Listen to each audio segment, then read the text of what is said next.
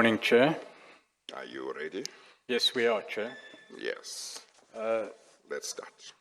Set down for this morning, Chair, is an application to authorize the issue of summons in respect to the former President, Mr. Zuma. Yeah. Long heads have been prepared and they've been delivered to you. We've prepared a note for oral argument which summarizes the major points to be made, and if I could take a few minutes to put those before you. Notice of this application was given by email to Mr. Zuma's attorneys on Friday, 18 September 2020. That appears at page 781 of the bundle that you have. The application, its time and date, was also announced publicly on the 21st of September 2020. That appears at page 790 of the bundle. In response to those notices, Mr. Zuma's attorneys addressed a letter to the Chair giving notice of an application for the Chair's recusal. That's at page 791 of the bundle. Paragraph 12 of that letter at page 794 says the following: until this application for your recusal is finally determined, President Zuma will take no further part in this commission, and the chairperson is entitled to take any such step as he deems lawful and appropriate. We reiterate that President Zuma has questioned the lawfulness of the establishment of this commission. He persists with this issue and reserves all his rights in this regard. That's clear notice that this application will not be opposed, at least through any attendance before you, Chair. Chair, this application was originally brought in January 2020. It was postponed. It has now been brought, and the facts supporting the application have been updated to the present time, and there is an amended notice of application to cater for the new dates. All these papers have been served on Mr. Zuma's attorneys.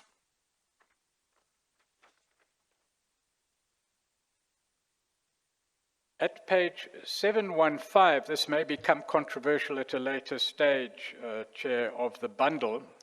Before you, the terms of the postponement of the application in January 2020 appear.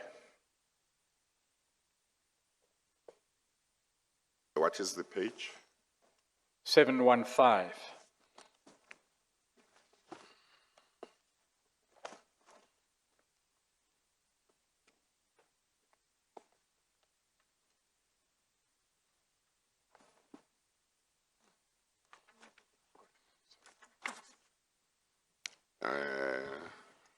I see there is a handwritten pagination as well as a red pagination with red numbers. Yes, we're looking at the red numbers today, Chair. Oh, 715, you've got. Yes. Where you stated as follows from line 10, the Commission's legal team will deliver a replying affidavit on or before close of business Friday, 24 January. That is one. With regard to what is going to happen in regard to this application, that's the application for summons in January 2020, Chair, and the further appearance before the Commission of the former President, what has been agreed in the discussion involving myself and counsel on both sides is that this application is to be adjourned to a date to be arranged, and I hasten to say arranged does not mean agreed. So by your directive, Chair, you recorded an agreement between the legal representatives of both parties that the application for summons would be adjourned to a date to be arranged, and this is the date so arranged. Well, I must just say also that that emphasis there where I say, I hasten to say arranged does not mean agreed, has a context. Correct. And the context is that I think on the same day, if I'm not mistaken, but at some stage early this year, when there was appearance for Mr. Zuma, his counsel argued that previously it had been said that dates, he would appear, that is Mr. Zuma, on dates to be arranged, and they had construed that to mean it would be dates that would be agreed with them. Yes. I made it clear on that occasion when they were appearing that that is not what was meant. Correct. What was meant was that the dates would be arranged within the commission, and that I decide dates. Yes. I've had occasion to look at the transcript of that date, and counsel for Mr. Zuma accepted and understood that explanation and had no problem with it. Yes. It's just said that previously they had understood it differently. So the question of this commission not agreeing dates with the lawyers and witnesses was dealt with at that time. Yes. And it was accepted that the commission will fix dates, and obviously if Mr. Zuma has a problem with the particular dates that have been fixed, he could bring an application and show that he has got good reasons not to be available, and then if I'm satisfied, obviously I would change the dates. So that's the context. Yes, Chair. And that position is confirmed in the rules of the Commission. Yes. Where yes. the rules and the consistent practice, I might add, is that you as Chair determine the dates, the order of appearance, and in fact who will or will not give evidence. Yes. Yes. So, Chair, the rules, the record, as well as the consistent practice are all confirmed by the arrangement now that you determine the dates. Chair, the power of the Commission, lest there be any doubt, certainly in the public mind, to issue summons is set out in Section 3.1 of the Commissions Act, which states very clearly that you as the Commission have the power of a court of law to compel attendance by way of summons. So that's a statutory power that you have, and it's a power equivalent to that of the High Court. That section is quoted in the long heads before you, Chair, at footnote 2. Chair, insofar as there may be any dispute as to whether this application for the authorization for the issue of summons can and should be granted, it can be resolved by reference to legal principle and by reference to what are incontrovertible facts. There are in our submission grounds to issue the summons. Yes, I do. I think it is important for you to read that section that gives me that power. Yes, for Chair. the benefit of everybody. Section 3 of the Commissions Act deals with the Commission's powers as to witnesses. Section 3.1 reads, for the purpose of ascertaining any matter relating to the subject of its investigations. That's quite a wide remit, Chair. Yes. A commission shall, in the Union, now the Republic, have the powers which a provincial division of the Supreme Court of South Africa has within its province to summon witnesses, to cause an oath or affirmation to be administered to them, to examine them, and to call for the production of books, documents, and objects. Section 3.2 reads, a summons for the attendance of a witness or the production of any book, document, or object before a commission shall be signed and issued by the Secretary of the Commission in a form prescribed by the Chairman of the Commission, and shall be served in the same manner as a summons for the attendance of a witness at a criminal trial in a superior court at the place where the attendance or production is to take place. 2 points, Chair, that arise out of that for present purposes at least, is that the issue of a summons may, in terms of that section, be effected for the purpose of ascertaining any matter relating to the subject of its investigations.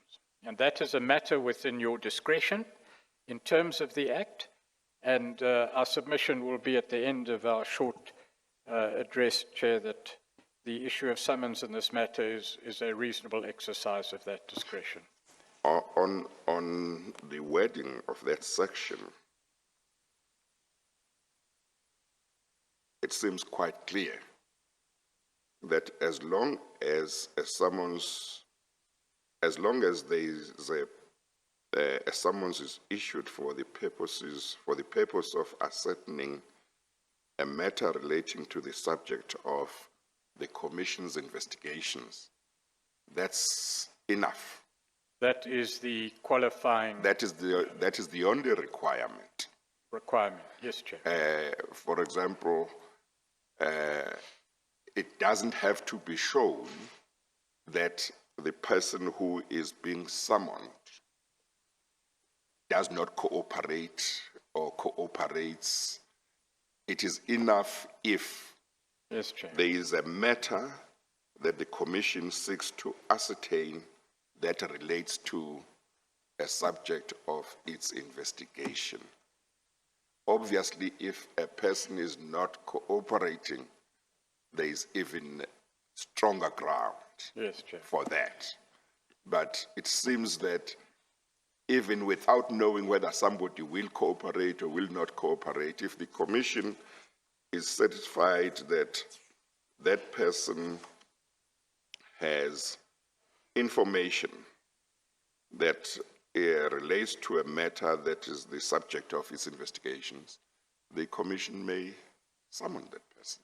Correct, Chair. Yeah, If there's any issue to be raised, yeah, or if on a particular date which the summons authorizes for the appearance, a person who is subject to such a summons has every right yes, to deal with those matters yes, either before you or in a court of law. yes. So there is no question of any legal infringement of Yes. anybody's rights here. Yes, yes, Quite simply, Chair, you exercise your discretion on the qualifying requirements, yes. and that then authorizes the lawful issue of a summons. Yeah, Chair, I might add that the procedural device under Section 3 of the Act is not an uncommon recourse for commissions, and especially this commission. So this commission has issued over 2,500 summonses. And those are summonses which include summonses to appear and summonses to produce documents. 99 summonses have been issued for witnesses to appear. So, Chair, it's not an uncommon procedural Yes. mechanism. yes, And in fact, it's a necessary mechanism for this commission to do its work. yes, yes. Of course, if one says,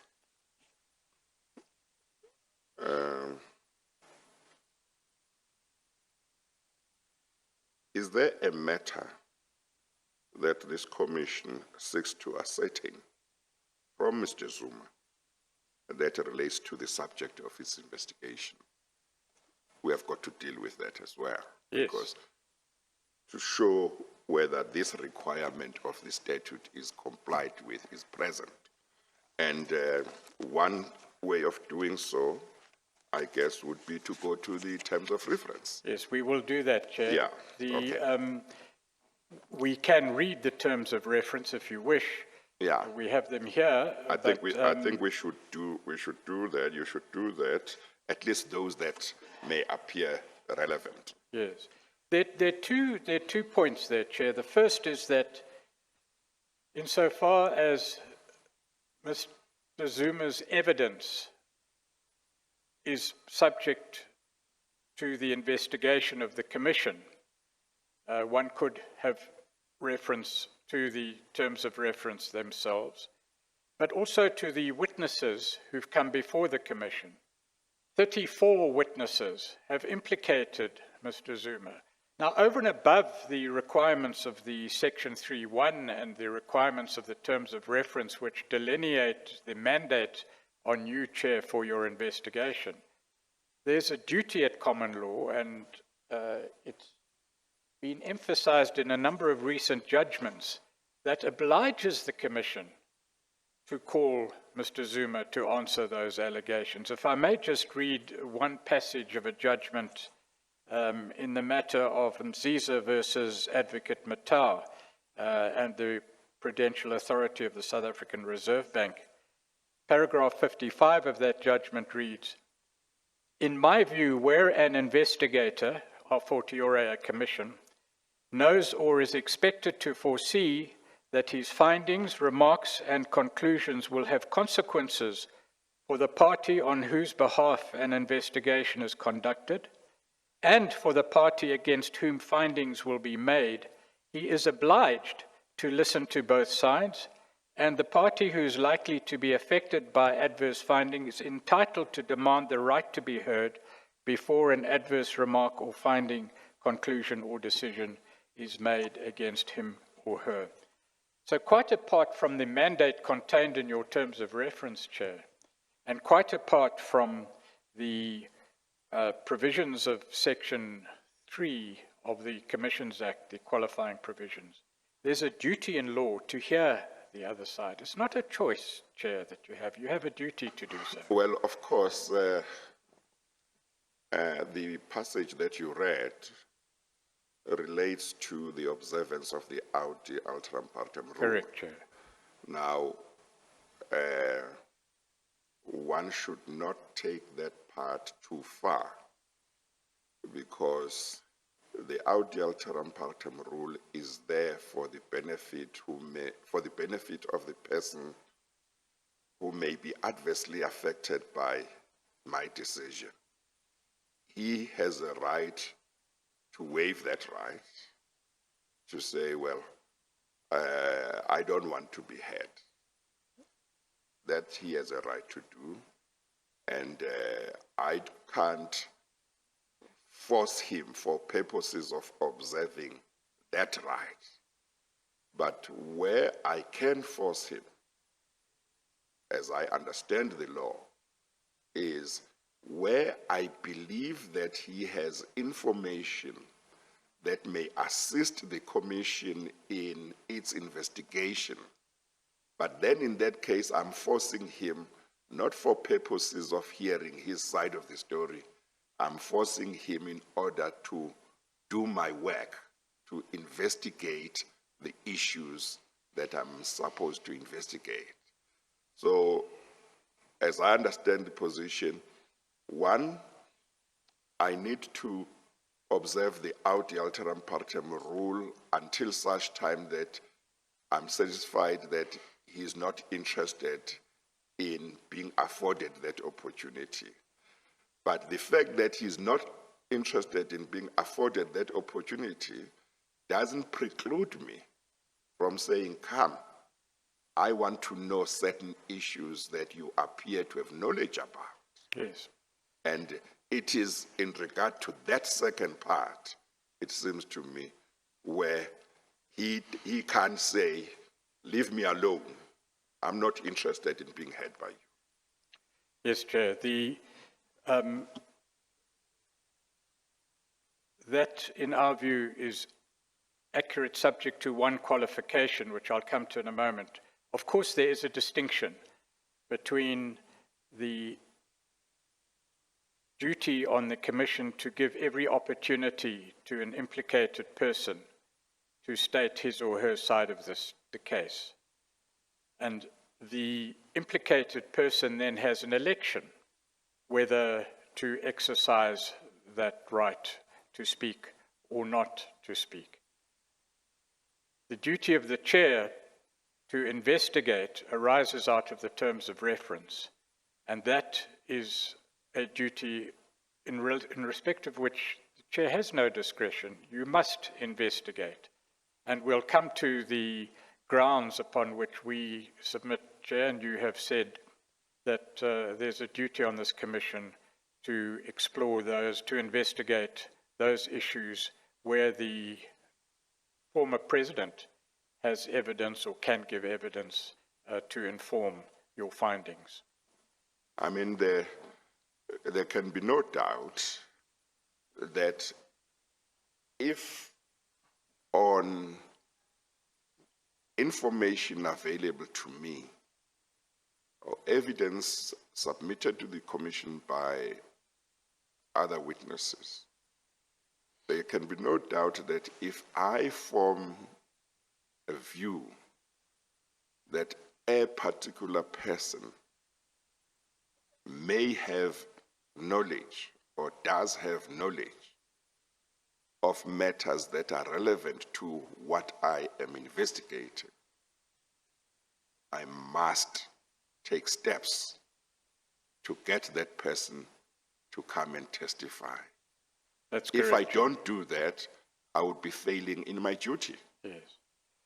Chair, in correspondence, and this is the qualification I have to the propositions that have been put now, the former president has asserted that he's exercising a right not to participate in the matters of the Commission, and by exercising that right, he is in fact participating.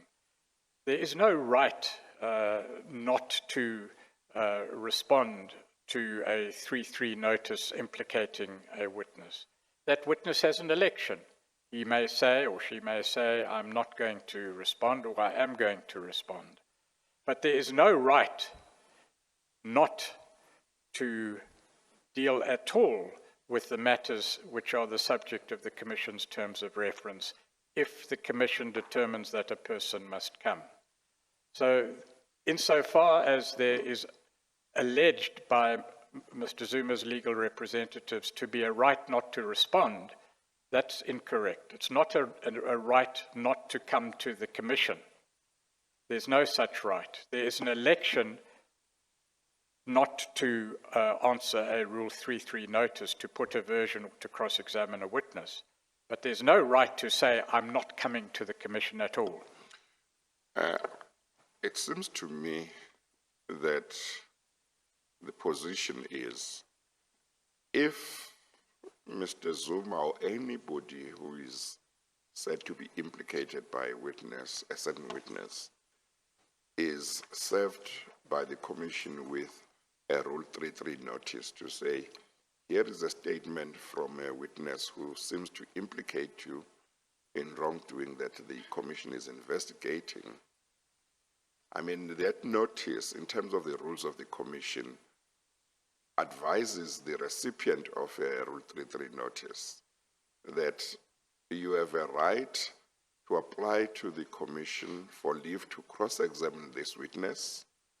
You have a right to apply to the Commission for leave to give evidence yourself and contradict whatever the witness is saying. You have a right to apply to the Commission for leave to call witnesses who can corroborate what you say, your story. It explains all of those things. But you are not forced to make those applications. Correct. You are free to say, I'm not going to make that application, those applications. Those people can implicate me as much as they want. That's fine. But once the Commission says, we are aware that you don't think you are implicated, we are aware that you have chosen not to apply for leave to cross-examine these witnesses, but nevertheless, we want you to come and answer questions, provided the Commission has grounds to believe that you may have knowledge of matters that it is investigating. You can't refuse. Correct. Lawfully. Correct. Obviously, if there is a specific reason why you can't appear on a specific date, that's different. Then you put your case before the Commission to say, on that date, I have to see a doctor, I'm not well, blah, blah, blah, blah. If the commission is satisfied that it's a genuine reason, it will give another date. But of course, with reference to the recent correspondence from Mr. Zuma's attorneys, one of the reasons that have been given recently why Mr. Zuma was not prepared to come to the commission on the 21st to 25 September is this one. It appears in the letter of his attorneys dated Tuesday, September 1, 2020, paragraph 5. Further, we wish to point out that President Zuma is preparing for his much anticipated criminal trial, the importance of which cannot be overemphasized. It is rather unfair to expect President Zuma to simultaneously consider evidence and affidavits of more than 30 witnesses in order to make himself ready to appear before the Commission on 21 to 25 September 2020. And then later on, in the same letter at paragraph 12, they say, in the circumstances, we are instructed to inform the Commission, as we hereby do, that for all the reasons mentioned above, President Zuma will not be able to attend the proceedings scheduled on the dates of 21 to 25 September 2020. In other words, one of the reasons that they advance as to why Mr. Zuma would not be able to attend the hearing on 21 to 25 September 2020 is that he was busy preparing for his criminal trial. Is that a good enough reason not to appear before the Commission? Well, in our submission, no, because the point about that paragraph in that letter is that's a situation that will prevail for the life of the Commission. And the Commission must conclude its evidence by September. And one of the reasons, procedural reasons for the issue of summons is to enable the Commission to consider the former President's evidence before the Commission ends, which is in December. Certainly the evidence must end by December to enable you, Chair, to write your report by March next year. So in the particular circumstances of this case, our submission is that it's not a good enough reason to refuse to appear. But if the former President does believe it is, you, Chair, will exercise your discretion in terms of your mandate, and you will exercise your discretion in terms of the directives that govern your chairing of the Commission. If he believes there are grounds not to appear on a particular date, he's free to raise those with you. Well, on but the information not in those provided, general terms. On the information provided, this is not a case where he was saying, the dates that you have given me on which to appear before the Commission are the same dates when I'm supposed to appear in the High Court for my criminal trial. That would be different.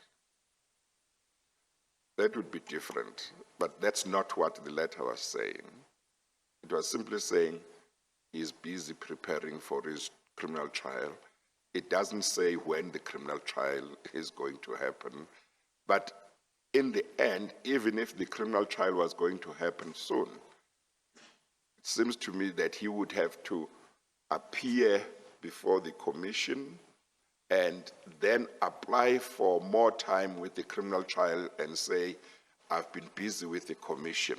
Correct. I'm now asking for you to give me more time in order to prepare for the trial, not to say I'm not going to appear before the commission because I'm preparing for a criminal trial that is going to come at some stage on some dates that that maybe have not even been determined. Yes, Chair. Quite frankly, Chair, the Commission has a job to do. It's obliged to do it. The fact that there are other matters that the former President must attend to may or may not be relevant, but it's certainly no basis for a blanket refusal to come on those grounds at all, and impliedly on any date. Yeah, and you see, as I see it, that particular statement in the letter means that that's a belief that he holds, that because he's preparing for this criminal trial, he doesn't have to come to the commission. And if that is so, if he has that belief, how can he come before the commission at any stage before his trial happens? Because the closer as he approaches the trial dates of the criminal matter, the more time he will want to spend preparing for that criminal trial. Correct, Chair. So the question is, can that person ever come before the commission voluntarily before his criminal trial happens? Not on what is contained in that letter. Yes. So whilst the requirement to appear in another forum may be a reason to ask for particular dates to be changed, certainly not, as it appears there, grounds for a blanket refusal to come before the Commission. Yes. Chair, the issues that we have covered in our written submissions therefore cover two principal contentions. The first is to say that Mr. Zuma's evidence is both necessary and desirable for the work of the Commission. That we will establish and have dealt with in detail in the written submissions. The second is why it is necessary that summons be issued to secure Mr. Zuma's appearance at the Commission to give evidence. Now, Chair, that is an added reason, but it's not a necessary reason. In regard to the first issue, if I may refer to paragraph 12.1 of the written submissions.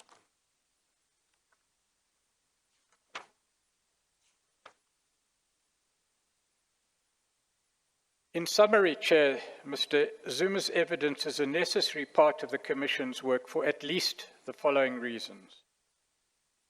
Firstly, much, if not most, of the corruptions and acts which might constitute state capture occurred during his term of office as President of the Republic.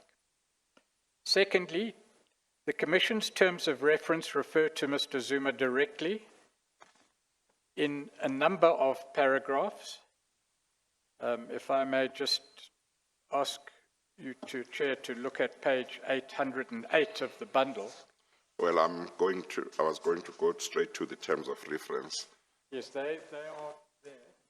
Yes. Well, you could read the relevant parts that refer to him. I'll do that. The terms of reference are there included in the bundle. Okay. Paragraph 1.2 reads, whether the President, and that's a reference to the former President, had any role in the alleged office of cabinet positions to Mr. Mcebisi Jonas and Ms. Mentor by the Gupta family as alleged. 1.3, whether the appointment of any member of the National Executive, functionary and/or office bearer was disclosed to the Gupta family or any other authorized person before such appointments were formally made and/or announced, and if so, whether the President or any member of the National Executive is responsible for such conduct. Term of reference 1.4, whether the President or any member of the present or previous members of his national executive, including deputy ministers, or public official or employee of any state-owned entities breached or violated the Constitution or any relevant ethical code or legislation by facilitating the unlawful awarding of tenders by SOEs or any organ of state to benefit the Gupta family or any other family, individual or corporate entity doing business with government or any organ of state. 1.4,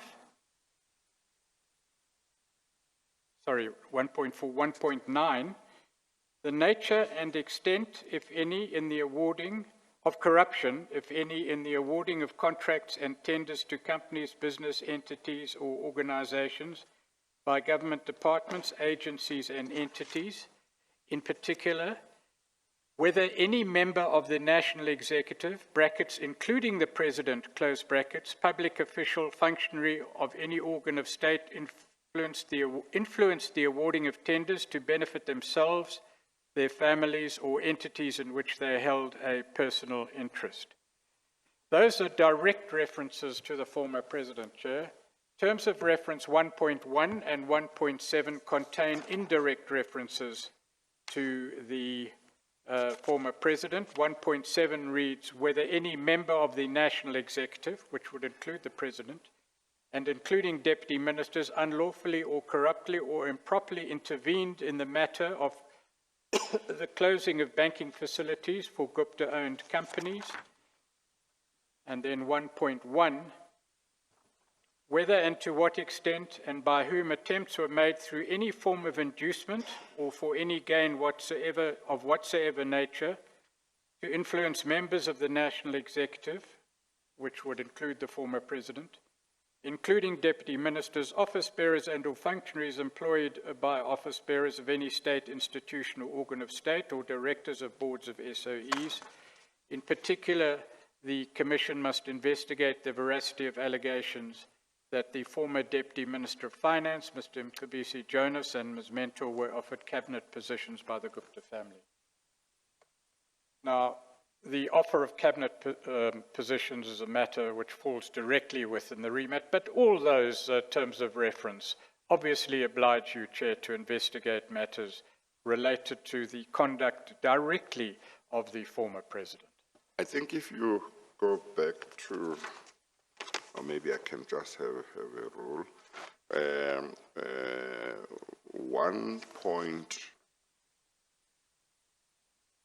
1.1, among others, that is of the terms of reference, among others, requires this commission to investigate the veracity of allegations that former Deputy Minister of Finance, Mr. Mcebisi Jonas, and Ms. Mentor were offered positions by the Gupta family.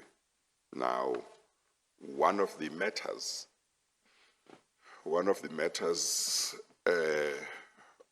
on which Mr. Zuma may assist the Commission is this. Mr. Jonas gave evidence that on the 23rd of October 2015, he met with one of the Gupta brothers and Mr. Tutuzane Zuma and Mr. Hlungwane at the Gupta residence.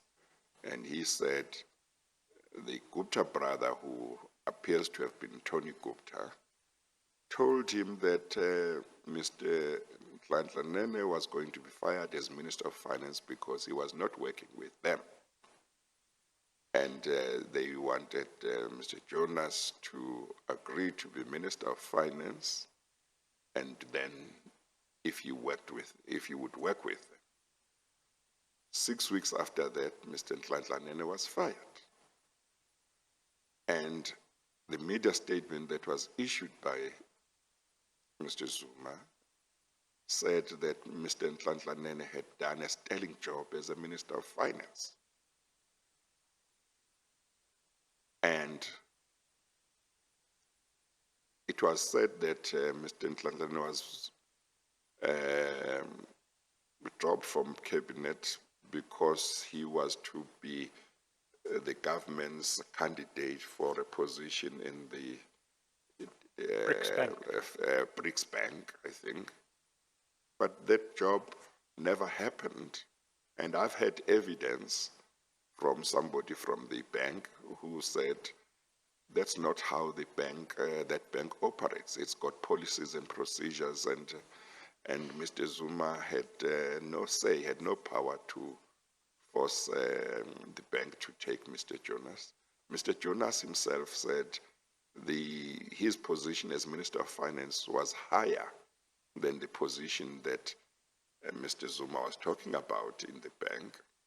And Mr. Nene said, actually, Mr. Zuma's reason for dropping him, that he was to go to that job, was a fabrication. That's what Mr. Nene said before me under oath here. So the question is, how come somebody from the Gupta family knew in advance that Mr. Nene was going to be fired? Then Mr. Nene gets fired. The president says this man has done a sterling job, but he fires him nevertheless. The man goes and stays at home. The job that the president talked about doesn't materialize. And Mr. Nene said, he never even phoned me after I'd left and sitting at home and to check whether anybody had contacted me about this job. And then when Mr. Jonas gave evidence, he said the Gupta brother who was in that meeting, among other things, said to him, if you need advisors or you need support staff when you become Minister of Finance, we will provide. And the replacement of Mr. Nene, Mr. Van Rooyen, I've heard that evidence, comes to National Treasury on the first day after his appointment, comes with certain advisors. And those advisors seem to have connections with the Gupta family. Correct. And Mr. Jonas says, at that meeting, the Gupta brother also told him that there are people that they work with. And he says, one of them is Mr. Brian Molefe, another one is Miss Lynn Brown, Minister of Public Enterprises at the time. And when Mr. Godan gave evidence before the commission, he said he heard that when he was fired in 2017 by Mr. Zuma told the top 6 of the ANC that he wanted to replace him with Mr. Brian Molefe. And the commission subsequently asked some members of the top 6, Mr. Kwete Mantashe, Dr. Zweli Mkhize, and Ms. Jesse Duarte, to depose to affidavits to say, do you know anything about this? And the commission has got affidavits from them. They didn't give any problems. They supplied affidavits. And those affidavits do say, indeed, Mr. Zuma did suggest to the top 6 that he wanted to replace Mr. Godan with Mr. Brian Molefe. The same Mr. Brian Molefe that Mr. Jonas says he was told by a Gupta brother was working with the Guptas. And then, of course, we all know, it's in the public domain, that Mr. Brian Molefe resigned from Eskom after the public protector's report. I think he said he wanted to clear his name or whatever, but later went to Parliament. I think he went to Parliament about a month or 2 before Mr. Gordhan was fired. And then Mr. Gordhan was fired. I think the 3 members of the ANC top 6 who have provided affidavits said that the top 6 rejected Mr. Zuma's suggestion to replace Mr. Gordhan with Mr. Molefe. And then what we do know is that Mr. Boardroom was then succeeded by Mr. Igaba. And what we do know is in the public domain is that it didn't take long after that before Brian Molefe resigned from Parliament. Correct. And Mr. Zuma must enlighten the Commission on all of these matters. Yes, Chair. Chair, Yes. there are, apart from those terms of reference, there are other terms of reference where Mr. Zuma's evidence would be necessary for the Commission to complete its investigations adequately. The 1.6, which talks about government advertising in the New Age newspaper and other undue benefits to the Gupta family, there has been evidence directly implicating the former president, Mr. Sundaram's evidence, for example, where you've asked for information from the former president which has not been forthcoming. So there are a number of, there's the evidence, for example, of the exchange and the study of the former president at his residence in Pretoria, where the Guptas demanded favors, in inverted commas, from the then Minister Shabangu in relation to mining licenses. All those issues are issues that need to be addressed. And the evidence to date is replete with such examples where it is necessary for you, Chair, to investigate these matters as a matter of your terms of reference. I mean, I'm hearing evidence these days relating to Eskom. And the evidence from Mr. Tsotsi and from Mr. Nick Linnell is to the effect that Mr. Dumieni called Mr. Linnell to Pretoria and said, I need you to come and meet with the president. He came, the president didn't meet them then, but then he was told, go to Durban, they'll be meeting at the president's official residence in Durban on Sunday, the 8th of March. He went there, Mr. Tsotsi was called there, and a discussion took place which was to the effect that there should be an inquiry into the affairs of Eskom and certain executives must be suspended. Ms. Lynn Brown, I've read her an affidavit that she has given to the commission. If I understood her evidence in the affidavit correctly, she says she knew nothing about that meeting in Durban, and yet she was Minister of Public Enterprises. And both Mr. Linnell and Mr. Tsotsi say that President Zuma took part in that meeting. I've seen a statement by Mr. Dumieni who denies that Mr. Zuma took part in that meeting. I've had evidence that in regard to Eskom, a board meeting that was supposed to happen on the 26th of February was cancelled because Mr. Zuma called the chairperson of the board the night before and called the acting DG of the Department of Public Enterprises and said that meeting must be cancelled. And the acting DG at the time says when the president called her because he said he couldn't find a minister or deputy minister, when she said, but we can't interfere or something to that effect, he says, Mr. Zuma said, well, that meeting must be cancelled and dropped the phone.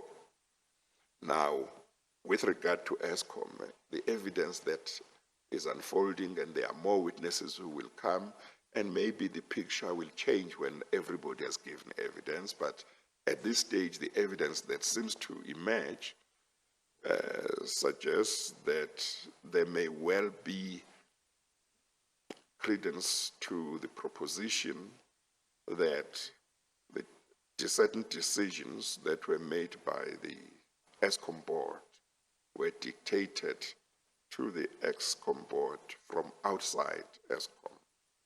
And certain executives were removed, and then Mr. Brian Molefe and Anuj Singh from Transnet were then seconded to Eskom to take some of the positions of the executives who were suspended, and then allowed to leave or kicked out. And I've had certain evidence about allegations relating to Mr. Brian Lefe and Anuj Singh at Transnet. You were leading evidence of some of the people who were bodyguards to Mr. Brian Lefe and to Mr. Anuj Singh when they were at Transnet about money that they say they got from the Guptas in the nights and so on. Of course, they will come and give their evidence, and maybe one will get a different picture, and maybe one will come to the conclusion that nothing like that ever happened. But all of these things can't be ignored. I can't ignore these things when I ask the question, should I call Mr. Zuma to appear? I can't ignore those if I'm going to do my job properly. You've been cautious to say that no findings have been made. Yes. But you have evidence before you, yes, which requires investigation, and as night follows day, evidence implicating the former president must be examined, including through the evidence of the former president himself. There are other examples, Chair. The record is replete with such evidence. Yes. Direct interference in the activities of law enforcement agencies, appointments and dismissals, the meeting with Gavin Watson in relation to the Bosasa prosecution. Those sorts of issues need to be dealt with. I mean, there was evidence by some of the people who were senior officials within the intelligence community that their departments had, or units had conducted certain investigations of criminal nature, and a minister serving under Mr. Zuma for state security, Dr. Kwele, called one of them to a meeting at the airport where he told them, according to the evidence placed before me, that President Zuma had said that investigation should be stopped. I need to look at all of those things. How can I ignore those things? Yes, Chair. How can I ignore all of those things? And all I'm doing my job to establish exactly what happened. Correct. So that I can prepare a report that is based on evidence that has been presented by a cross-section of people.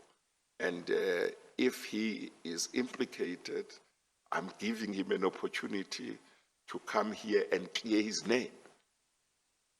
But I want to know what he has to say about those things. He might say he doesn't want to clear his name, that's fine. But I want to know what he knows about the things that have been said. Yes. Chair, in summary then, in evidence before you and to date, and I stress to date because there's more to come, Mr. Zuma has been or may be implicated by the evidence of at least 34 witnesses. That perhaps is enough to qualify, certainly under Section 3.1 of the Act. Chair, in relation to the second issue, that is why there's an added reason that it is necessary and desirable for a summons to be issued. The Commission, quite apart from its mandate, the law, but as a practical consideration, requires certainty in regard to the fact of Mr. Zuma's appearance and the dates of his appearance. We're simply so close to the end of the Commission's hearing that the proper and efficient functioning of the Commission would be rendered impossible unless we have that certainty, and you're entitled to take that into account in the exercise of your discretion. The history of Mr. Zuma's cooperation or lack thereof with the Commission is set out in the written submissions. Paragraphs 18 and 19, Chair, you, during 2018, requested Mr. Zuma, through his legal representatives, to provide a response to the evidence of Ms. Mentor and Mr. Maseko. That has not been forthcoming. You will recall the well-known areas of interest undertaking. There have been, and the paragraphs of the heads, and perhaps I should just mention one or two. The most recent undertaking, just to put that in its context, at the last appearance of the former president, where he ceased to answer questions, to put it at its lightest, an arrangement was made and an agreement was reached that the legal team would provide a document containing areas of interest. There was an agreement and repeated promises that that areas of interest document would be responded to. It has not been responded to. In his opposing affidavit dated the 13th of January 2020, that's the opposing affidavit to this application, Mr. Zuma stated, "I will be sending the Commission my responses to the areas of interest sent to me. This was already prepared, but could not be completed when I fell ill." Now we are 10 months later, Chair, that document still hasn't been forthcoming. Well, in terms of the agreement that was reached on the 19th of July, when he was before the Commission, the legal team of the Commission were required to furnish his lawyers within, I think, 2 weeks with a document that would indicate the areas of interest in the various affidavits that he had to focus on in responding. And the agreement was that, as far as I can recall, once you had furnished his lawyers with such a document, which you did around, I think, on the 30th of July. It was slightly later. I think it was in the first week. Or first week, yeah. Of the following month. Yes. Once you had done that. I'm told it was the 30th, Chair. Yes, but there was some administrative hiccup. I think there a lot of correspondence. In any event, it was delivered. Yeah. Once you had done that, you and Mr. Zuma's counsel were supposed to agree a date by when they would file his affidavit or affidavits. And if the two of you did not agree, the arrangement was that you would then bring that issue to me and I would decide the time frame. Now, from what I've read, one, they did not file affidavits. Two, they did not, they don't seem to have reached any agreement with you. And they promised at some stage, I think from what I read in the correspondence exchange between yourself and them, that Mr. Zuma's affidavit or affidavits would be filed on the 13th of September last year. That did not happen. Subsequently, they kept on promising that they would be filed. They have never been filed. And no condonation application has been filed. And no explanation, as far as I recall, has been proffered to say what was their difficulty, to the extent that he may be saying in his affidavit at a certain stage he fell ill and that interrupted the preparation. It seems that that was long after the deadline had happened, and there was simply nothing coming forth from them. Well, Chair, there were repeated undertakings. On 12 September 2019, Mr. Zuma's attorneys confirmed that he would provide his answers to the areas of interest document previously provided to him. And then, Chair, on the 30th of September Mr. Zuma's attorneys requested a, quote, indulgence, unquote, to provide the Commission with the answers to the areas of interest by 20 October 2019. And simply after that, nothing has been forthcoming. Even in January this year, in opposition to the application, it said the document is ready, I just can't finalize it. 10 months later, we still don't have the document. So the import, let alone the implications of that, are clear.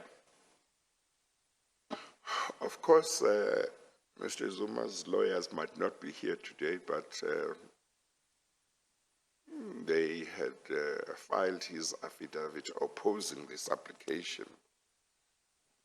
One of the issues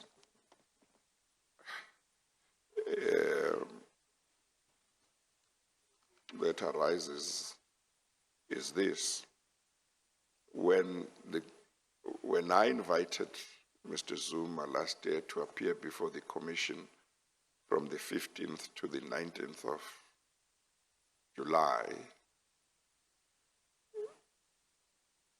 they criticized me for inviting him, saying that that's not provided for in any rule, saying in terms of what rule are you inviting our client, you know?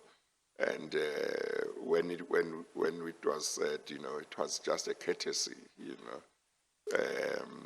to say, let's not issue a summons because he has promised to cooperate with the Commission.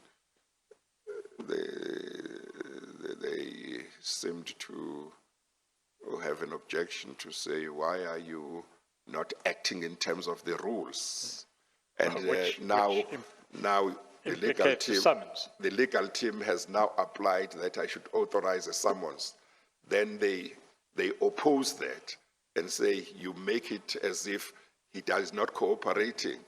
So when you act and show courtesy and say, come and appear before the Commission without issuing a summons, you are criticized. When you say, okay, let's issue a summons, then you are criticized. Then you must be polite. I mean, there are many people who have been requested by the Commission to appear before the Commission, and they've never had any hesitation. We have told the, you know, Mr. Zuma's attorneys before, I was looking at the correspondence here, that I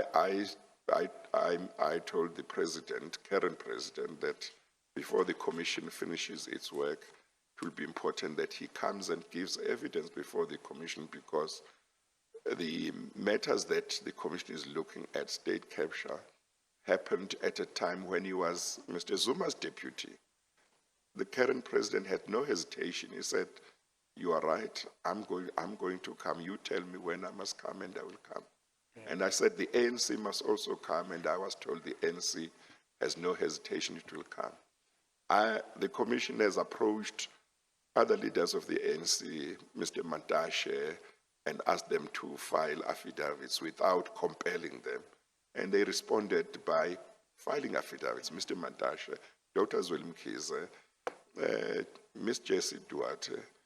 The President himself was asked, without being compelled, to file an affidavit about whether he had had any interactions with the Guptas. He filed his affidavit. He didn't have to be compelled. Yes. He didn't complain that there was no rule for making such requests. Yes. Chair, must stress that the application by the legal team has not been prompted by the notion, which is a preposterous notion, frankly, that you're not allowed to issue polite invitations because the law doesn't expressly say you may do so. There are good legal and factual grounds quite apart from that. But the proposition that you are not entitled by law to issue a polite invitation to witnesses to come before the Commission to give evidence voluntarily cannot stand. Yeah, I mean, all it seems is I'm not supposed to ask him to come. I'm not supposed to authorize a summons to be issued to compel him to come. But when you do, So I guess I'm supposed to just fold my hands and not do anything. yes, Chair. The test, of course, is you have a duty, you have a discretion, you have a mandate, and you have the power. And that must be exercised reasonably in terms of discretion, and all the facts that are incontrovertible, Chair, and I'll deal with some more now, make it certainly beyond, in our submission, any doubt that that discretion would be reasonably exercised. I think the one question that I think you need to deal with is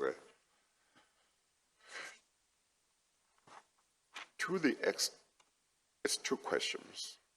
One is whether when Section 3.1 says that the Commission has got powers to summon witnesses, we know that this act is a 1947 act. It's very old. At that time, there was only one way of summoning that could happen. The one question is whether that summoning in this day and age would include summoning a witness to appear and give evidence by video link or in any other way that may be done with technology.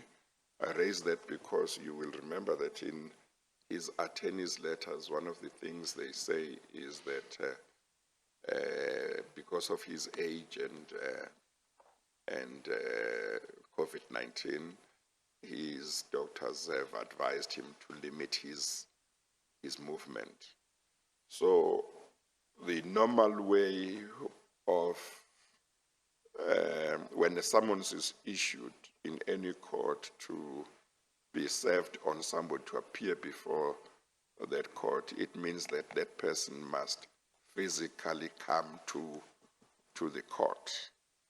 Now, the question of COVID-19 may well be something that needs to be looked at. I don't have a problem I won't have a problem if he were to say, for COVID-19 reasons, I would prefer to give evidence via video link, as long as he does so within the borders of the Republic and not from outside. I would not have a problem. I have indeed authorized the giving of evidence by some witnesses via video link.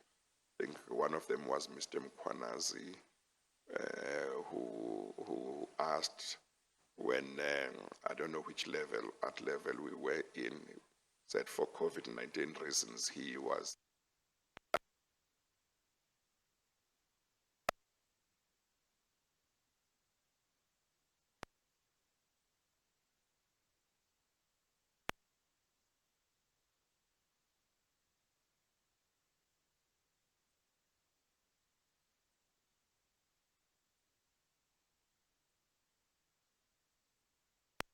summoned.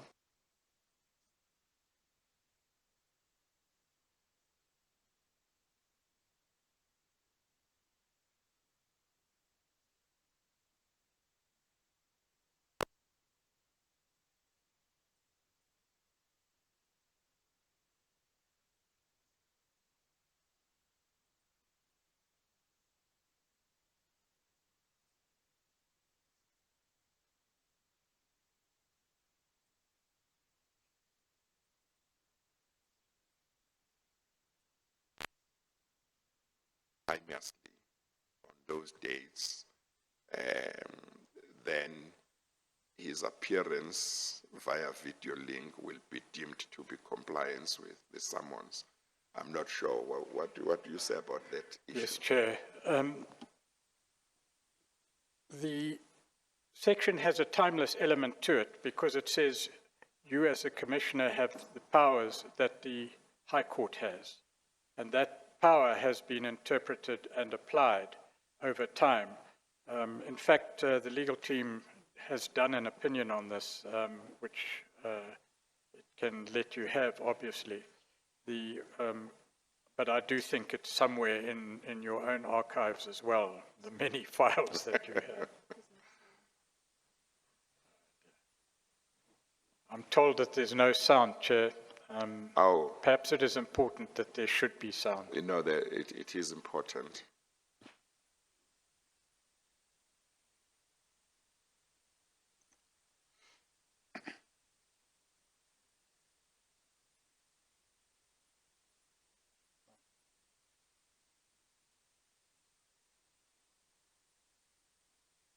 Purely coincidental, Chair.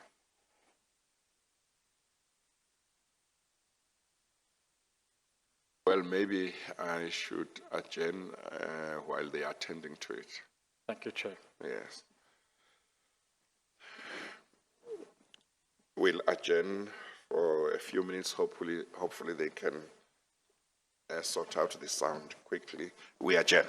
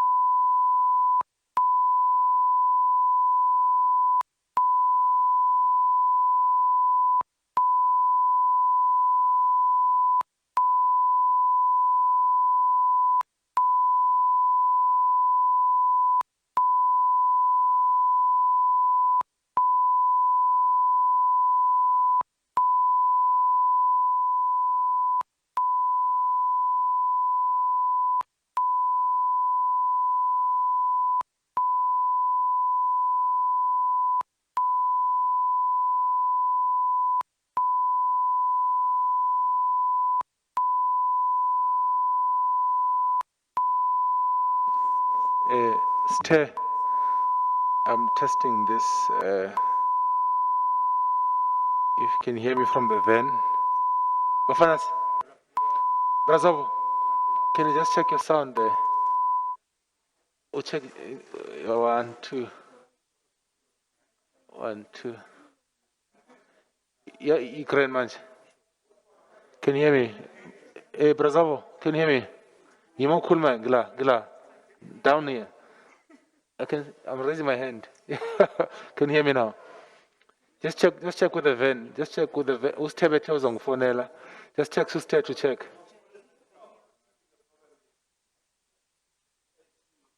Oh yeah, the live streaming digital and stuff. Yeah.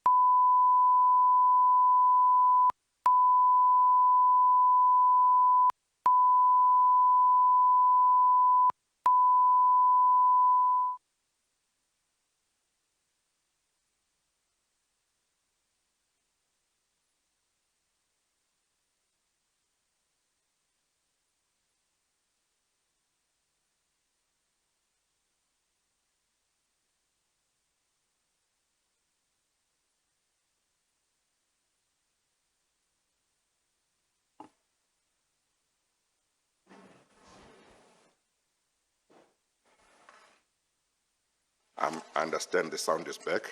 Yes, thank you, Chair. Chair, we were dealing with the import and meaning in today's technological age of the provisions of Section 3.1 of the 1947 Yes. Commissions Act. The Well, powers before of you, the court. I'm sorry, Mr. Pretorius.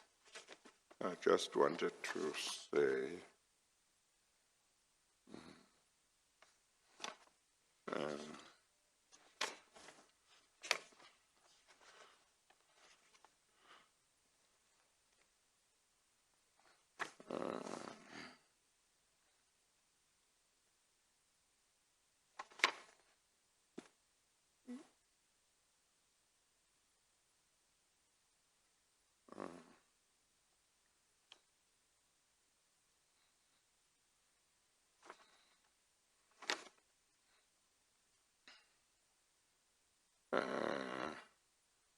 I just wanted to say that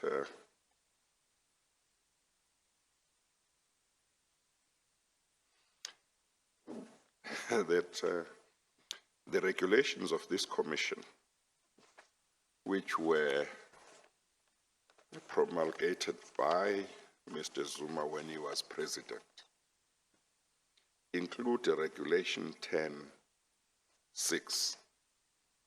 And Regulation 10.6 says, for the purposes of conducting an investigation, the chairperson may direct any person to submit an affidavit or affirmed declaration or to appear before the Commission to give evidence or to produce any document in his or her possession or under his or her control which has a bearing on the matter being investigated and may examine such person. Yes, Chair.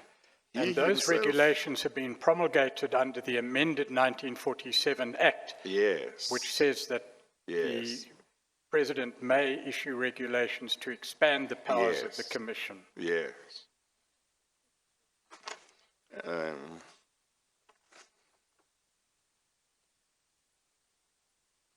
Chair, the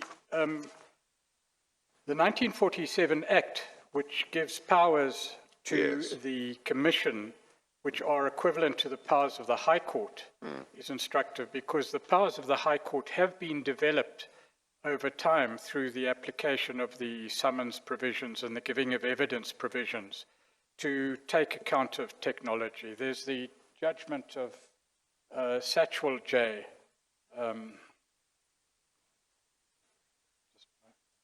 The technology of the video link is now accepted both in other jurisdictions and South Africa as an efficient and effective way of providing oral evidence both in chief and in cross-examination, and that this is simply another tool for securing effective access to justice. We have the example of children giving evidence via video link.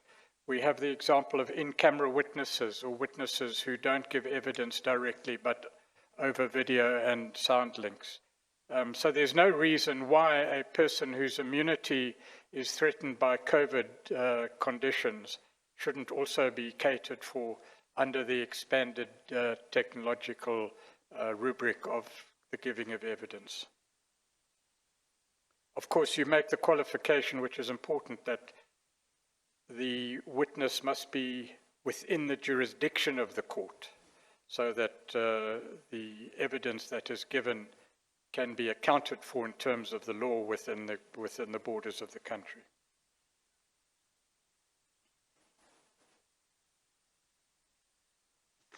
Yes.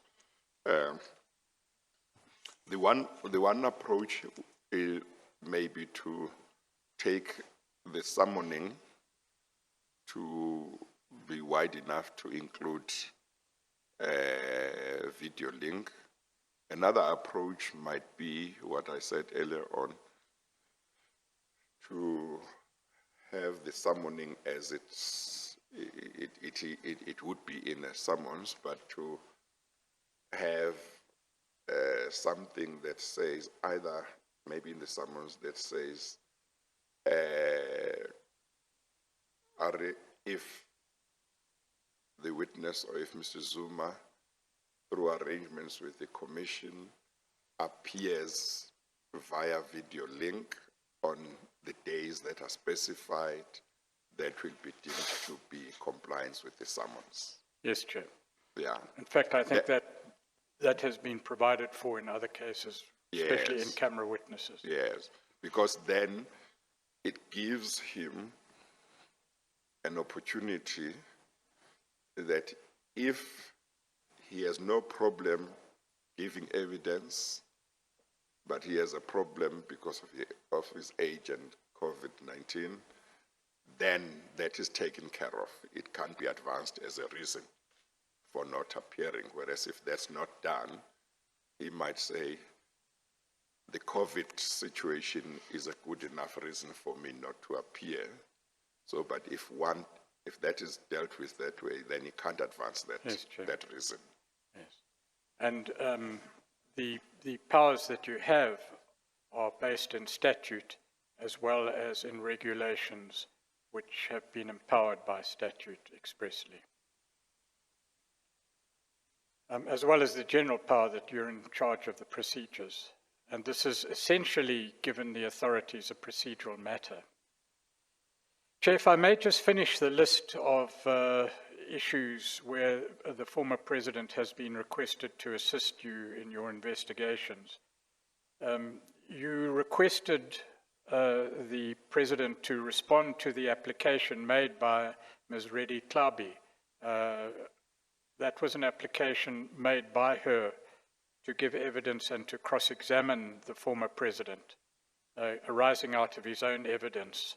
And in that respect, a request was made and there's been no response to that. You've issued at least two 10.6 directives, the provision to which you've just referred, Chair, requiring him to respond, and this is more than an invitation, Chair, this is an exercise of a compulsory power, to respond to the evidence of Messrs. Tsotsi, Linnell and Matona, and to respond to the evidence of Mr. Popo Malefe in the Eskom and in the PRASA matters, respectively. Those have not been complied with. Well, one of those, I forget which one, was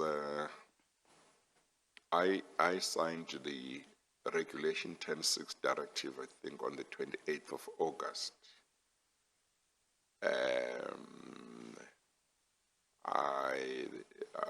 That may have been the one relating to the affidavit of Mr. Tsotsi and so on, or it may have been the one relating to Mr. Popo Mlefe's affidavit in evidence about PRASA issues.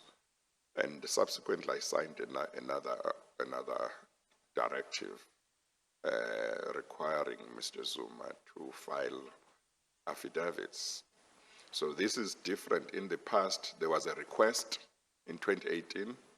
That request has never been complied with. There was an undertaking that he would file an affidavit dealing with responding to Themba Masego's evidence and Ms. Mentor's evidence. That has never been filed. Then last year, when he appeared before the commission, there was an agreement. You referred to it. Yes, followed up by several promises. Yes, an agreement that was concluded with him through his lawyers, which I announced publicly. And I remember after announcing the terms of that agreement, I called upon you and his counsel to confirm that I had correctly recorded the terms, and both of you confirmed. And he had agreed through his lawyers to file an affidavit or affidavits responding to various affidavits of witnesses who the areas of interest document. Yes, that affidavit, those affidavits have never been furnished. Correct. So whether you request him to file an affidavit, you request him nicely, you don't get an affidavit. Whether there is an agreement with his lawyers for an affidavit that he will file affidavits, you don't get those affidavits. And now when you issue a directive, because which carries a criminal sanction. Sorry? The directive now carries a criminal sanction. Yes. Now, the last time I heard was that the directive that I issued on the 28th of August, compelling him to file an affidavit, I can't remember whether it was in regard to the Eskom matter and the Durban meeting or whether it was in regard to PRASA, but the deadline which had been given, the last time I heard, had come and gone, and he had not filed any affidavit. And in regard to another one, I suspect that the deadline has come and gone, but I haven't been told whether he has filed an affidavit. So whether you make a request nicely, he won't file an affidavit. Whether you reach an agreement with him and he undertakes to file an affidavit, he won't file it. When I issue a directive in terms of the regulations, 10.6, at least in regard to one, he did not file an affidavit within the time that was given. And to my knowledge, he did not file an application to request an extension of time. And in terms of the regulations, as amended, failure to comply with a directive issued by the chairperson in terms of Regulation 10.6, failing to comply with it without sufficient cause is a criminal offense. Correct. Chair, there were two further invites of a less formal nature to respond to Mr. Human's affidavit dealing with the evidence of Mr. Sundaram, and an invitation to respond to the affidavits of Mr. Mechwe and Ms. Pillay, also dealing with the evidence of Mr. Sundaram. Those have not been complied with either.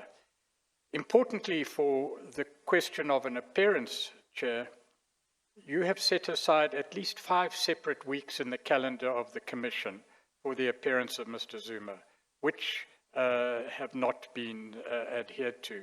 And what you directed, Chair, was that if he wasn't to appear or had good reason not to appear, he should make formal application.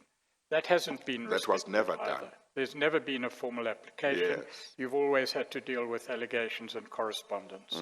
And of course, that is more than just a formal requirement, because if Mr. Zuma's legal representatives were to come before you to make an application not to appear in any one of those 5 weeks, you would have the opportunity of interrogating that.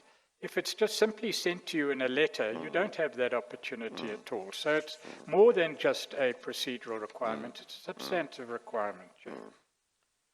So, Chair, in summary then, unless there's any further issue you want to raise, the 2 questions really before you are, would it be a reasonable exercise of a power that you have to issue summons in these circumstances, given the terms of reference, given your duties, given the provisions of Section 3.1, given the provisions of Section 10.6, that must be answered in the affirmative. There are the added considerations that we've just outlined that make it practically necessary for summons to be issued, and we therefore ask for an order in terms of the amended notice of application.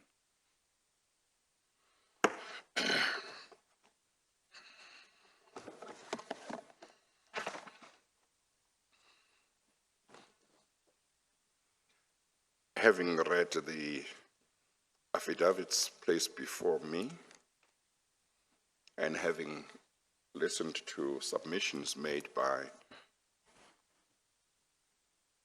counsel representing the Commission's legal team, I am satisfied that this is a matter in which I should grant the application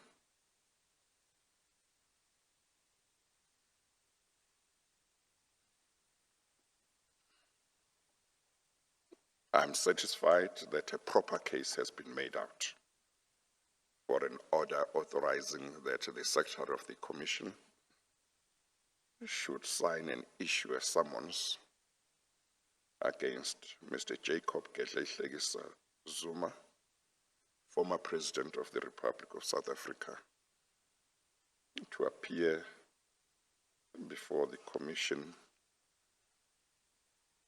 at 10 o'clock on the 16th to the 20th of November 2020 in this venue on each one of those days. Therefore, I'm going to make the following order.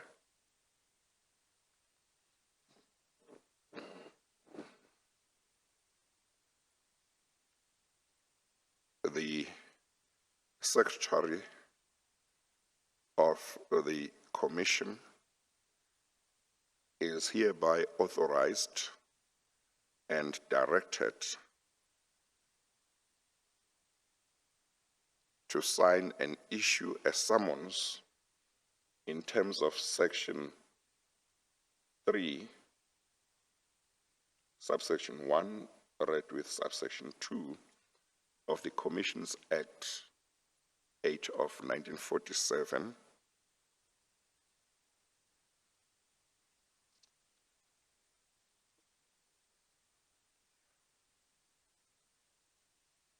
requiring Mr. Jacob Zuma, former President of the Republic of South Africa, to appear before the Commission at 10 o'clock on the 16th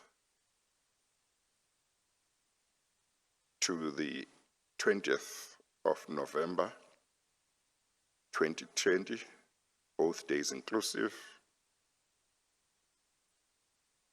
for purposes of giving evidence before the Commission and being questioned in order to ascertain certain matters relating to the subject of the investigations of the Commission. That will be one. Two,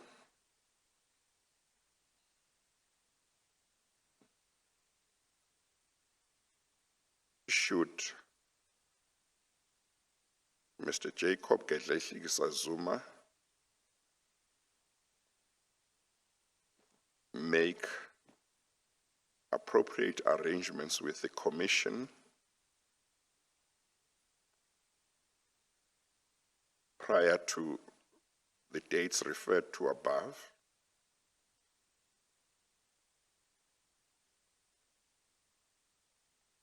to give evidence via a video link,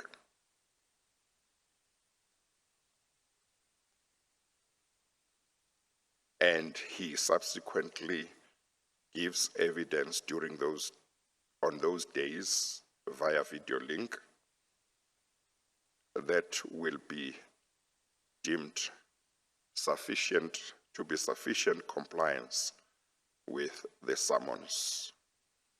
And the Secretary of the Commission should include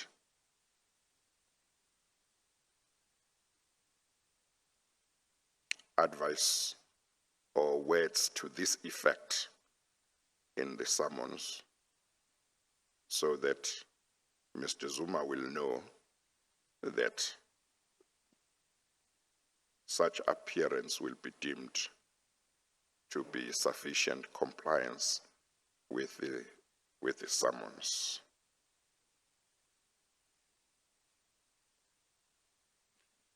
Is there something that No, Chair, that we will assist the Secretary in the drafting of the summons in accordance with your order. Yes, yes. That is the order I'm making. Thank you, Chair. May we be excused? Yes, you are excused.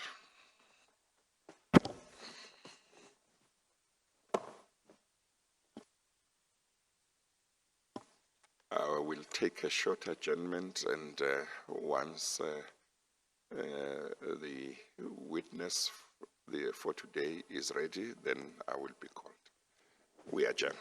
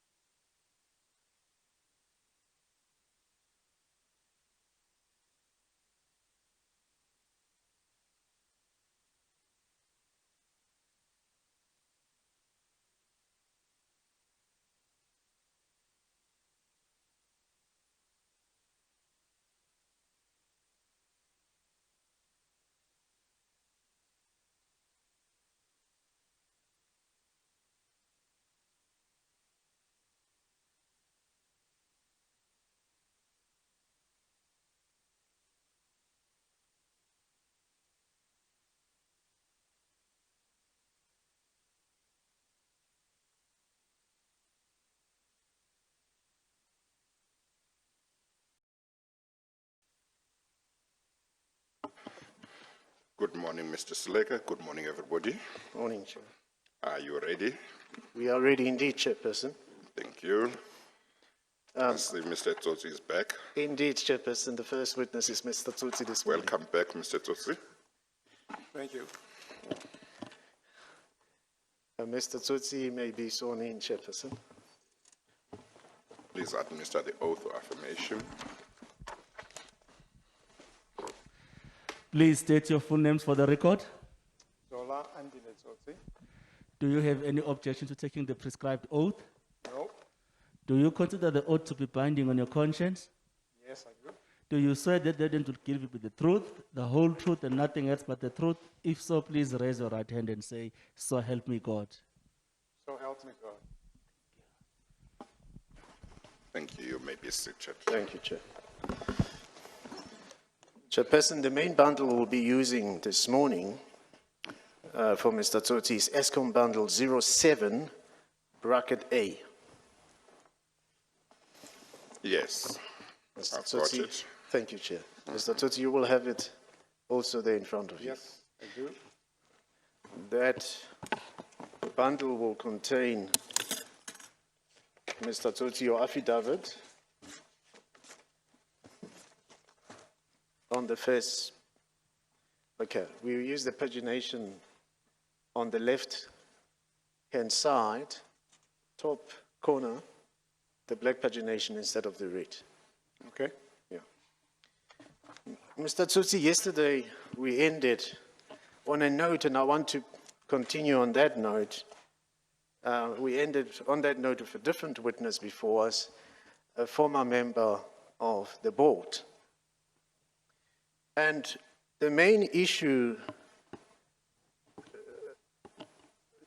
with which I want to start is the apparent uncertainty about how the financial director got onto the list of the suspended executives. By the way, for the purposes of background, we will be dealing, Chairperson, with Mr. Tsotsi with the end of the suspension issues.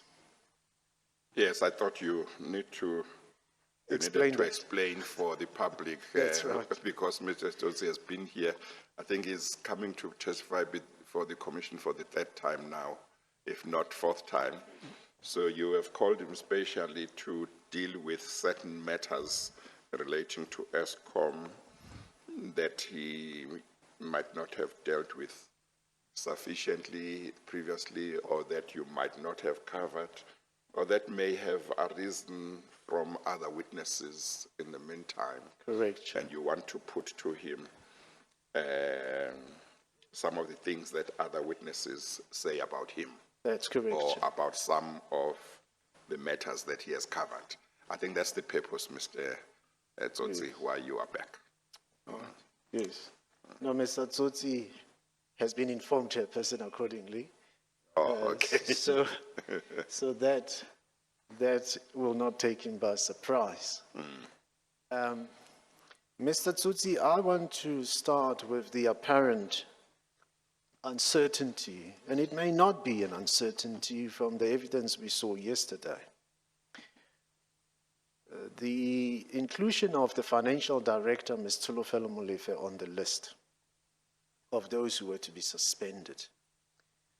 Now, as you have testified, you went to a meeting in Durban on the 8th of March 2015. Correct. That's a Sunday afternoon. You meet there with Ms. Dudu Myeni, Mr. Linnell. The president joins you later. There is Ms. Dudu Myeni's son as well. And Mr. Nick Linnell recalls that there was a gentleman called Jabu Maswanganyi. You have followed that explanation. You follow the explanation. Yes. I will not go into the details, but in that meeting, the request to you was that 3 executives should be suspended. Correct. those three executives did not include Ms. Solofelo Molefe. Correct. But we understand from another witness, Ms. Suzanne Daniels, that she's called to a meeting by Mr. Machela Kuku on the 10th of March, 2 days after your meeting. The 10th of March, 2015, at Melrose Arch. And that there, she is made to meet with a gentleman called Mr. Salim Essa. You would have heard that from her testimony at the Parliamentary Portfolio Committee and her affidavit before this commission. Yes. The meeting at Melrose Arch, 10 March 2015, has a commonality with your meeting in respect of the three executives. Correct? Yes. But they add one more. They add the financial director. But what is interesting, Mr. Tsotsi, is how Mr. Salim Essa, according to Ms. Daniels, introduces himself to Ms. Daniels. He, according to Ms. Daniels, he said, I am the minister's advisor. Oh, I missed that. Did Ms. Daniels say that? Yes, Chair. Oh, I missed that. How could I miss that?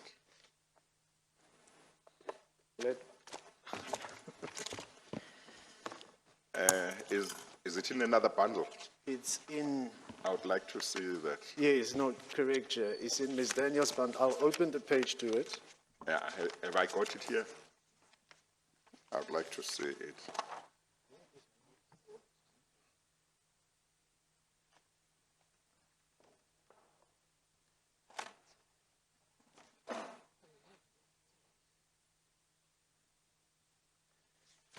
Chair, I used a different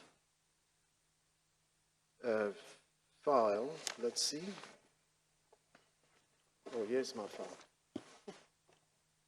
Because mine is marked and I can easily get the page which I want. That's on page, that's page 9, Chairperson. What bundle? That's bundle, Eskom bundle 08. Okay. Eskom bundle 08. It helps to reread these things, Chairperson. And you see these things. There is a lot to read and sometimes you miss something. Yes. What paragraph?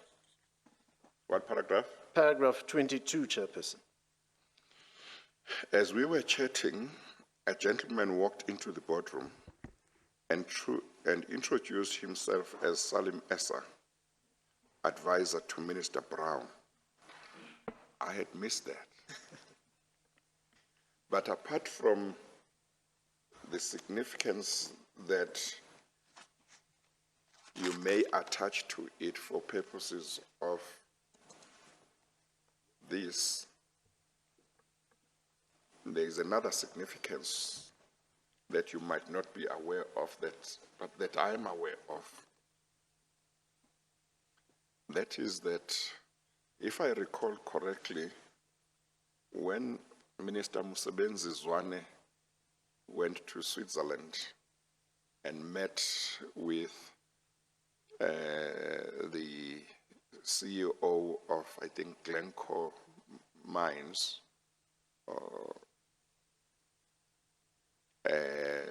in order, when Tageta wanted to conclude some agreement with Glencore, it is said that Mr. Salim Essa attended that meeting, and Mr. Ephraim, who gave evidence before the commission last year, said that he had been told that Mr. Salim Essa had that Mr. Salim Essa was introduced to the CEO of Glencore as an advisor to Minister Mosebenzi Zwane. from Mr. Ephraim's evidence or affidavit, it was not clear whether it was Mr. Zwane who said to the CEO of Glencore, "This is my advisor," or whether it was Mr. Salim Essa who said, "I'm the minister's advisor." We have pursued that and obtained an affidavit from the CEO of Glencore in Switzerland, who has provided an affidavit to confirm that Mr. Salim Essa was introduced to him in that meeting as Minister Zwane's advisor. Although it's not clear, I think, whether it was Zwane who said, "This is my advisor," or Salim Essa who said, "This is, I am the minister's advisor." But there is that piece of evidence. I think that Mr. Zwane has been asked to comment on it. So that's interesting. Yeah. Indeed, Chair. So, Mr. Tsotsi. Of course, I think Mr. Salim Essa officially was, I'm not aware that about 265 million starving people. This is an obligation in our minds of all states of the world to ensure that people are not starving. Thank you.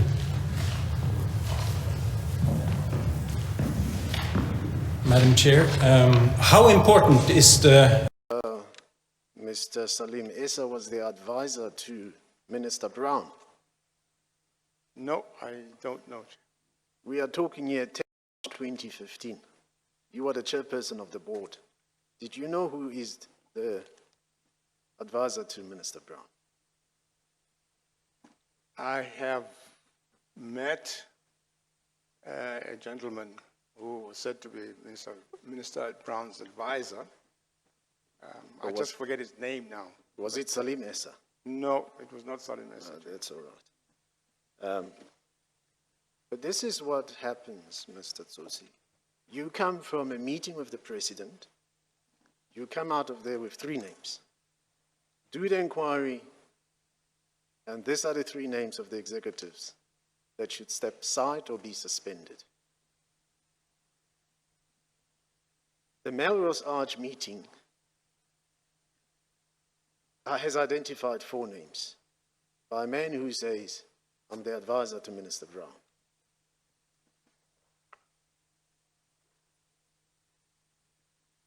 You come to the board on the 9th, the day after your meeting,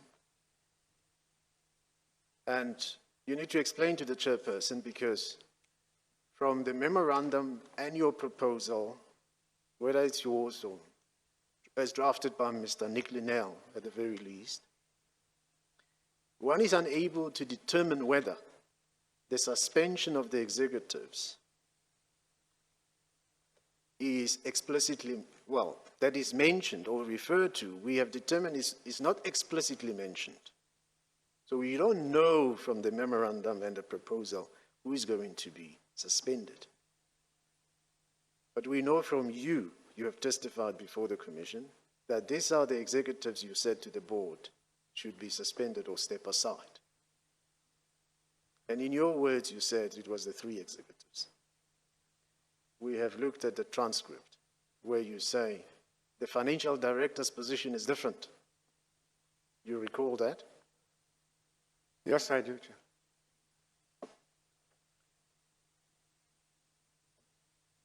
But then the board goes into a meeting with the minister.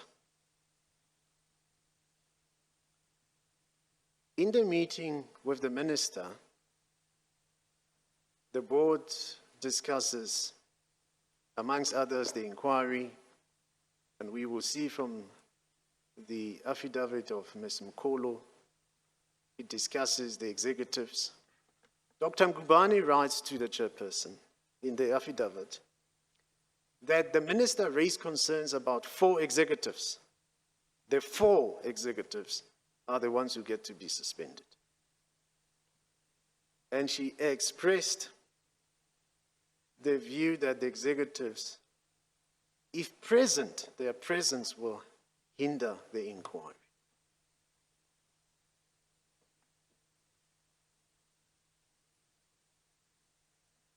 Could that be a coincidence that the minister and you had different understandings of who exactly should be suspended? Chairman, I guess I should start with my understanding at the Durban meeting, which Mr. Siliga has pointed out that Yes. the understanding was that Yeah, well, will be- I'm sorry. The Durban one is quite clear as far as I'm concerned. Right. Only 3 executives were mentioned. Correct. Yeah. So Now as then. you leave the Durban meeting, nobody has talked about a 4th director to be suspended. Now, the point I want to make about the Durban meeting is that the president said he would inform the minister of the outcome of this meeting. Yes, and So asked you clearly- to talk to the board. Yes, and I will talk to the board. So when I left the meeting, my understanding was that the minister will also be told of 3 executives. Yes. Now, it came as a surprise to me that there are 4 areas that were mentioned by the minister. And at the time, I did not know about this meeting, which occurred on the 10th. So I can only arrive at the conclusion that there must have been some discussion with somebody where the minister was either informed or was participating in a discussion, which then introduced a 4th person, meaning the FD. So the 2 things, I can't reconcile them because the understanding in Durban was 3, and the indication at the board meeting before the minister arrived was still 3. The minister comes in and she indicates that there are 4 areas to be looked into. And then the name of the FD emerges now in the subsequent meeting, in the P&G meeting. So somewhere along the line, it seems as though the minister knew about the addition of the 4th executive. Whether it occurred at that meeting of the 10th or as a result of that meeting of the 10th, I can't really say. I don't know. But there has been, this transformation of the issue. Well, I think what Mr. Seleka picked up is quite important about Mr. Esap introducing himself as advisor to the minister. But it's also quite important that Ms. Daniels says Mr. Esa told her about 4 executives to be suspended, and that included the financial director. Because what it means is that on the evidence that has been presented to me so far about this issue of the inquiry into the affairs of Eskom and the suspension of executors, it is that the first time that anybody seems to have added the financial director as one of the executives to be suspended is Mr. Esa, when he had a meeting with Ms. Daniels and Ms. Koko. And the point you make, Mr. Tsotsi, is also quite important, that at the end of the Durban meeting, the position was that only 3 executives were talked about, and that the president said, Mr. Tsotsi, please test this idea with the board, and I will talk to the minister. Talking to the minister would have meant that he would have told the minister about the discussions at the Durban meeting, namely that there should be an inquiry at Eskom and that there should be a suspension of 3 executives. And you gave evidence previously and said the president, even the former president, asked you, Mr. Tsotsi, do you know who the executives are that are to be suspended? And you confirmed because you said Mr. Dudumieni had told you. So there was clarity at the Durban meeting that there were 3 executives to be suspended. There was clarity who they were, and they did not include the financial director. And the former president undertook to convey that to the minister. And then you have the 9th. On the 9th, the board had a meeting. Nobody at that meeting mentioned anything about the 4th director. Some witnesses, I think, may have said there was no mention even of suspensions on that meeting because it was short. But then now, so according to Ms. Daniels, on the 10th, before the meeting of the 11th, Mr. Salim Essa tells her it's 4 executives to be suspended. And indeed, ultimately 4 executives are suspended.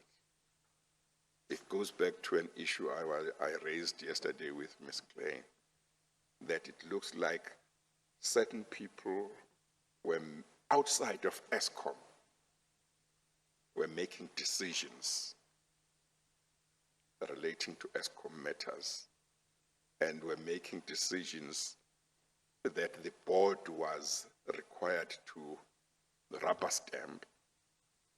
And it would seem that at least in some cases, it did rubber stamp some of those decisions.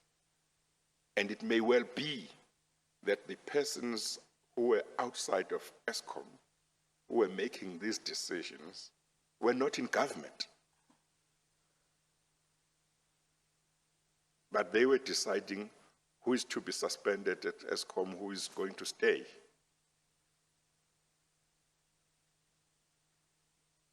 I mean, you were at the Durban meeting.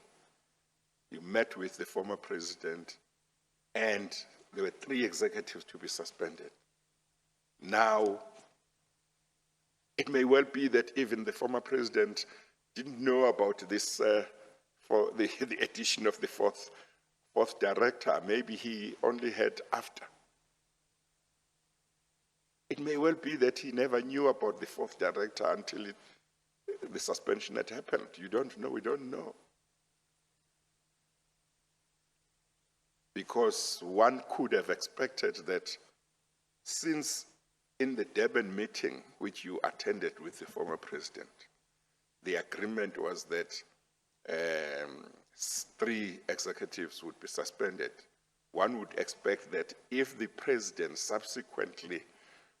was subsequently persuaded that there should be a 4th director to be suspended, one would have thought that he would have wanted to convey that to you, so that you would know that the addition of this other director is with his knowledge.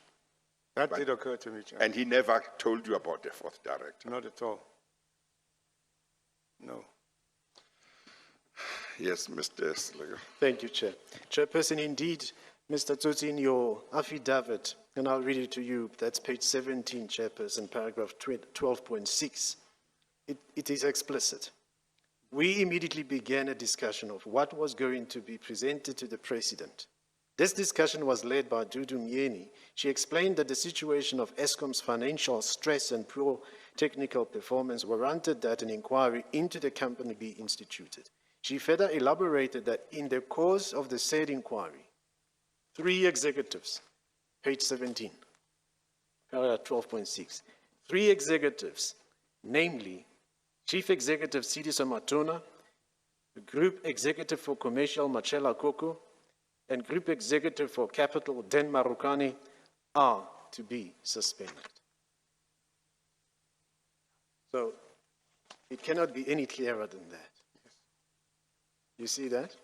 Yes, yes, I do. Dr. Ngubane tells us in his affidavit what the minister said to the board. He says, although the minister did not say that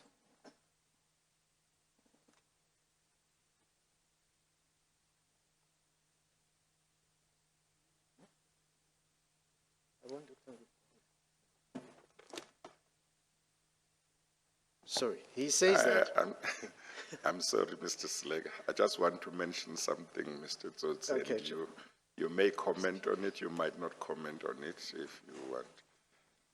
It's interesting that how the financial director was added to the list of executives to be suspended seems like a mystery, even among the board members, you know. But also, I mentioned yesterday how Mr. Brian Lefe was seconded to Eskom is dealt with in a certain way in Dr. Ngubane's affidavit. But interestingly, he says he doesn't know how Mr. Anuj Singh got added to be seconded to Eskom as CFO. So there are lots of things that you don't understand how they would happen. Yeah, anyway.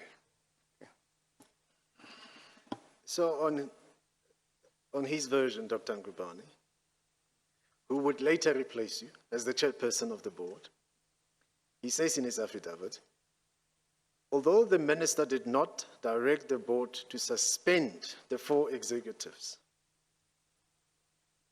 Now there you hear the 4 executive, not the 3. She raised concerns of her own against them. And in the end, the minister felt that the presence of the 4 executives might hinder the investigation. You hear that? Yes. And Ms. Mokholo says, the minister said, the board must make a decision. I'm going to hang around. You know that. Yes, I do. And where did the minister go? Where did she hang around? The minister was escorted to what would be almost like a cafeteria that belonged to Eskom, within the building. Within the building. Yes. So she's waiting for you, the board, to make these decisions. Correct.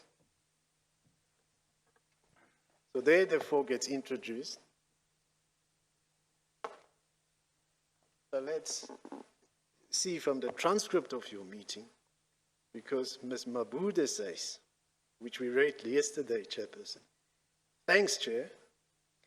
I think the minister has indicated a whole lot of issues that needs to be looked at. And in her speech, if you noted what she was saying, it is the basis for the terms of reference. So if we can use that speech as a way of putting the terms of reference, and from that speech it was indicated to me, indicating the critical sections that needs to be looked at. We don't have that speech. Was it in writing? Was it verbal? No, it was verbal. There was nothing written. Mr. Tsotsi, are you able to confirm that? No, let me not ask you that question because the answer to it is yeah. So the areas are indicated, according to Ms. Mabude, by the minister in her speech. Needs to be looked at, and she says, we need to look at that speech in order to formulate the terms of reference. And then you say, in response to her, because it's a long-winded talk there, but you say, okay, I think based on what you are saying, Choita, there are 4 areas that the minister has spoken about.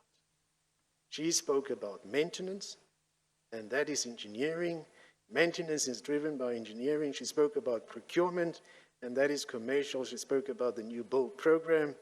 That's group capital and technology. And she spoke about finance. So I would have asked you, do you remember what areas did the minister identify? But there's your answer. Correct. Now, So was the minister the first person to include finance in the list of areas that were to be investigated? That's correct, Chairman. Nobody else before that had included that portfolio. No one else. Yes. Okay. And in the areas that were discussed at the Durban meeting, finance was not one of them. No. Yes. thank you, Chair. And in fact, Mr. Tsotsi, in the PNG meeting, when you introduce Mr. Linnell, you do say to him, so Nick, the purpose of what we have been here, what we have here, Nick, is basically the board members. We had the subcommittee meetings earlier, but the rest of the board is here. And basically, I explained to the board that you had been asked to support Eskom in this whole exercise of this investigation, this inquiry, so that certainly the governance issues and taking care that this thing is done properly and is done in a manner that cannot be challenged and cannot reflect badly on the issues. But I want to take you to, you want him to address the board on. And he says, you say, sorry, now the board has made some significant decisions, and the decisions the board has made in respect of the investigation are that, one, the investigation will proceed as soon as possible. Two, those executives who are directly involved in the areas where the investigation will focus will be suspended. And you say, and these are 4 areas. This is after your meeting with the minister. Now you are able to say 4. Correct? Yes, Because you've met with the minister. correct. And Dr. Ngubane says after your meeting with the minister, it was then clear that the shareholder wants this to be done. Yes, The 4 areas are identified. because he's the one who told me when I objected. Say again? Chair, I just need to make a point here. After the minister had left, I had gone out to have lunch, and I was a little late. I came into the meeting maybe about 10 or so minutes late. And I found 2 discussions going on, well, a discussion going on about 2 issues. One was the number of executives to be suspended, and secondly, the people to replace them in the acting positions. Now, in respect of this matter, I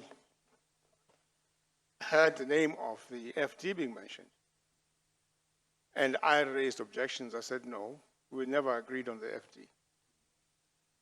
Why is she being suspended? Then there was reference to the fact that there was a discussion when the minister was present about the financial, about the finance portfolio. And then I said, look, that does not lead to or result in us having to suspend the FD. So Mr. Ngubane then, Dr. Ngubane then says to me, no, the minister said the FD must be included. So I said, no, I don't agree, and I'm going to call the minister. So I walked out of the meeting, picked up, took my phone, and I called the minister. And I said, Minister, why are we including the FD? She was never part of the list of executives to be suspended. And the minister just simply said to me, this is what we have to do, and that's what you need to do. She must be part of that list. I was infuriated, to be honest with you. And so rather than argue with her, because I'm not sure what I would have said to her, because of the state I was in, I decided just to back off. So I went back into the meeting. So I'm just trying to point out the fact that indeed the arrival of the FD on that list was a very contentious issue from my perspective. But it seems that irrespective of what Ms. Daniel says Mr. Essa told her on the 10th of March, it seems on your evidence that the inclusion of, as far as you know, the inclusion of the financial director in the list of executives to be suspended is linked to the minister at two levels. One, because, and you must say if that's not your recollection in terms of what happened. One, because when the minister spoke to the board on the 11th, she mentioned 4 areas to be investigated and included finance, which had not been included at the Durban meeting. And she spoke on the basis that the executives leading those portfolios, those areas, the board should consider suspending them. That's what, at one level. She's the one who included the finance portfolio among the portfolios to be investigated.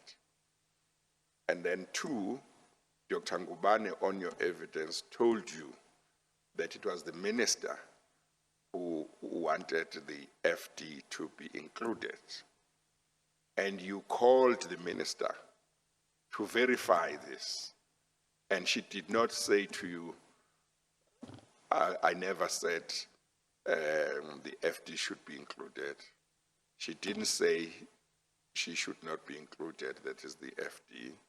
And she said instead that she should be included. In effect, she might not have used those words, but that was the effect of what she said to you. Is my understanding of your evidence correct? It's quite correct, Chairman. Yes. Okay. Thank you, Chair. What I wanted to read,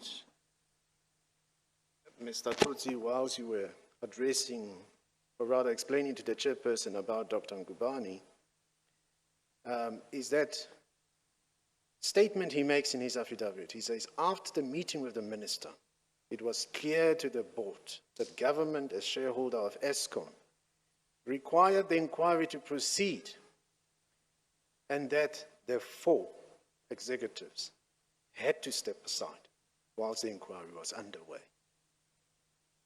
Who is speaking there? That's Dr. Ngubane, Chair. Yes, okay. In his affidavit. Oh, okay. Yes. But look at the contrast. Because you introduced Mr. Nikni now, with your knowledge of the Durban meeting, what was conveyed to you by the back in Durban,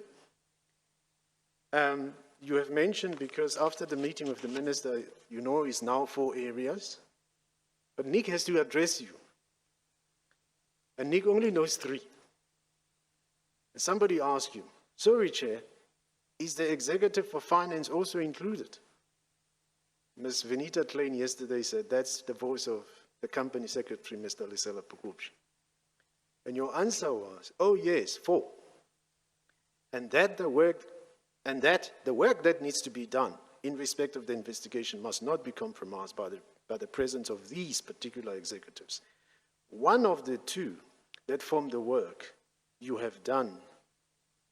One of the 2 that form the work you have done, the committee would like to know, and needs to be updated in terms of the potential charges that are on the table in respect of the executives. And probably, this is the point, and probably exclude the FD because you were not briefed on the FD as far as I know.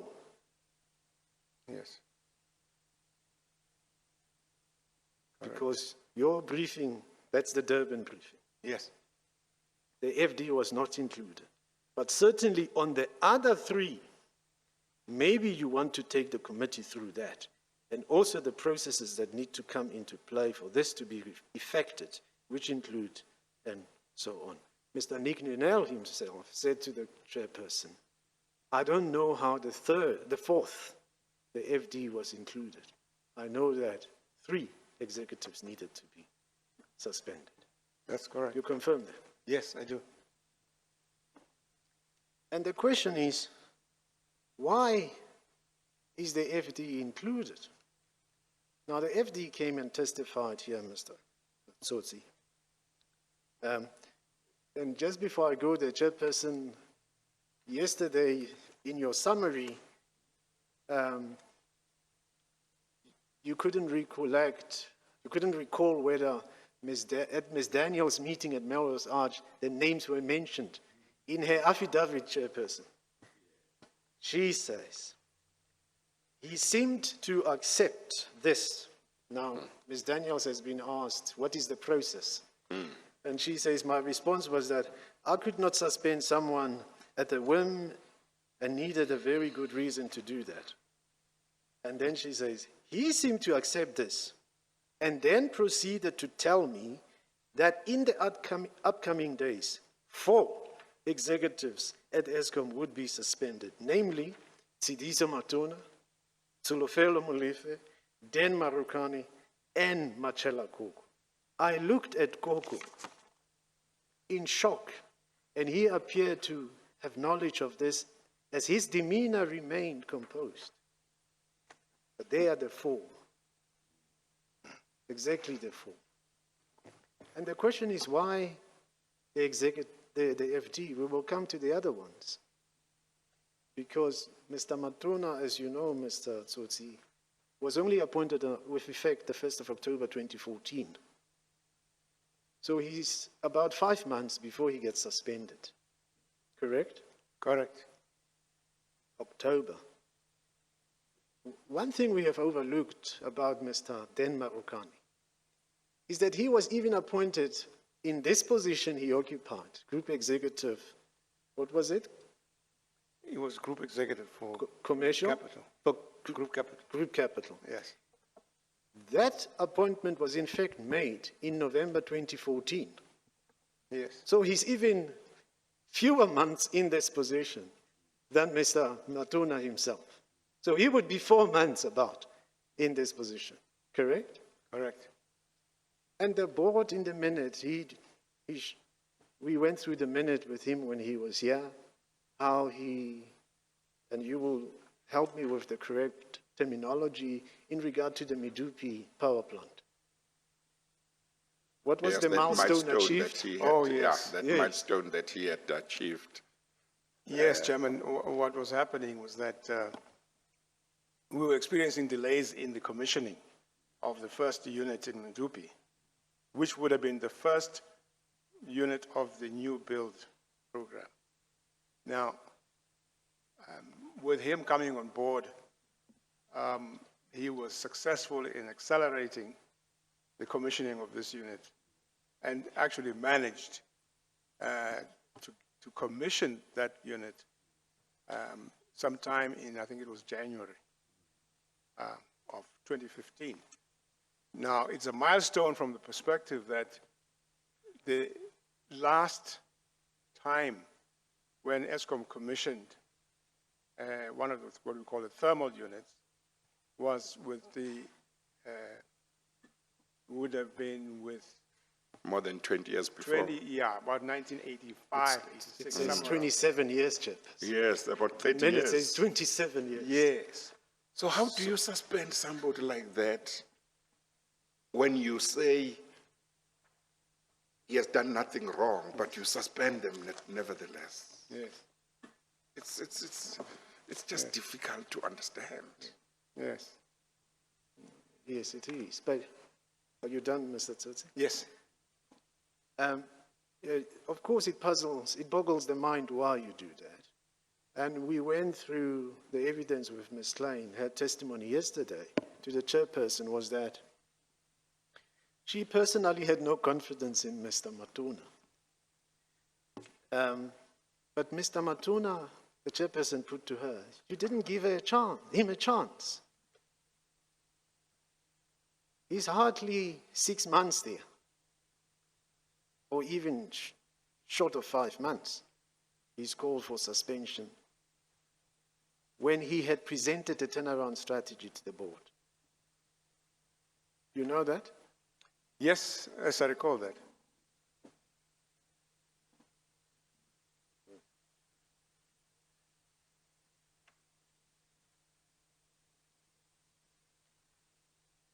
Chair, let me just correct the 27 years. It's actually 20 years. It says, with regard to group capital and the build program, it was noted that the board had visited Medupi. It was reported that Medupi Unit 6 had been synchronized, which was a significant event in Eskom's history and was the first time such an event had taken place in the last 20 years. It was noted that in future the Minister of PE wanted to be included in successful events like this. That's the minute of the first meeting of 11 March 2015, before the minister comes there and says, suspend him.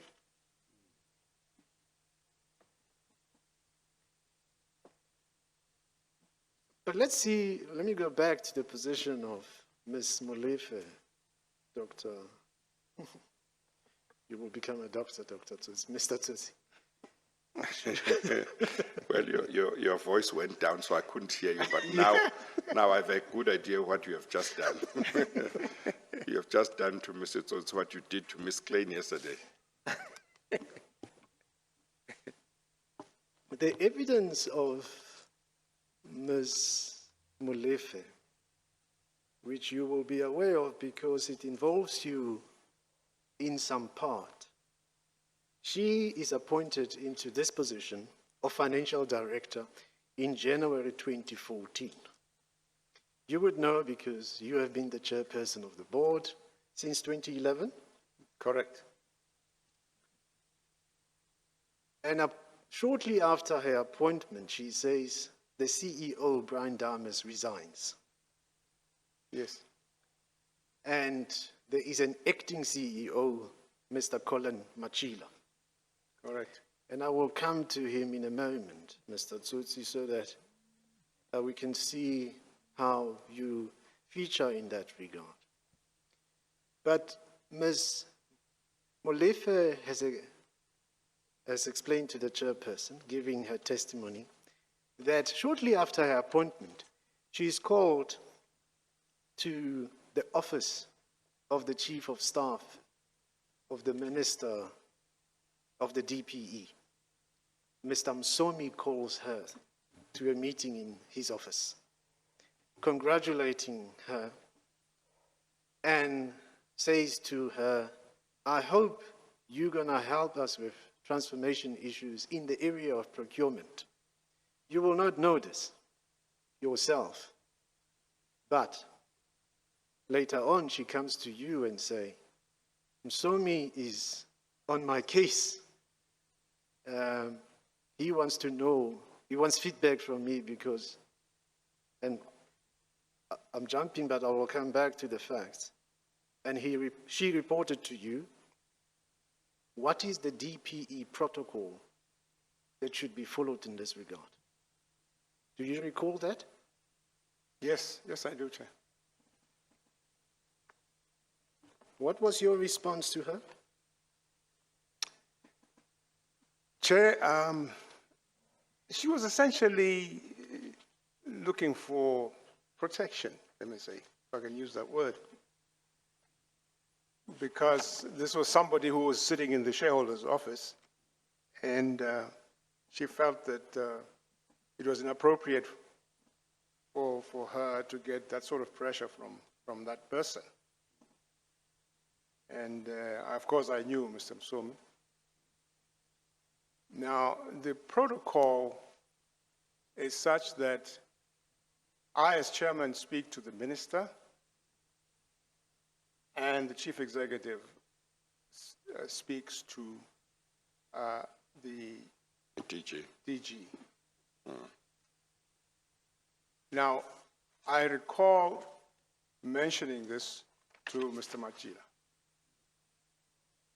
and that I've got this feedback from the FD that she's being pressured to meet with some contractors, some black contractors who were experiencing difficulty in accessing some parts of the organization. I think it was primary energy, if I remember. And I then told Ms. Mulife that I will speak to someone at the department.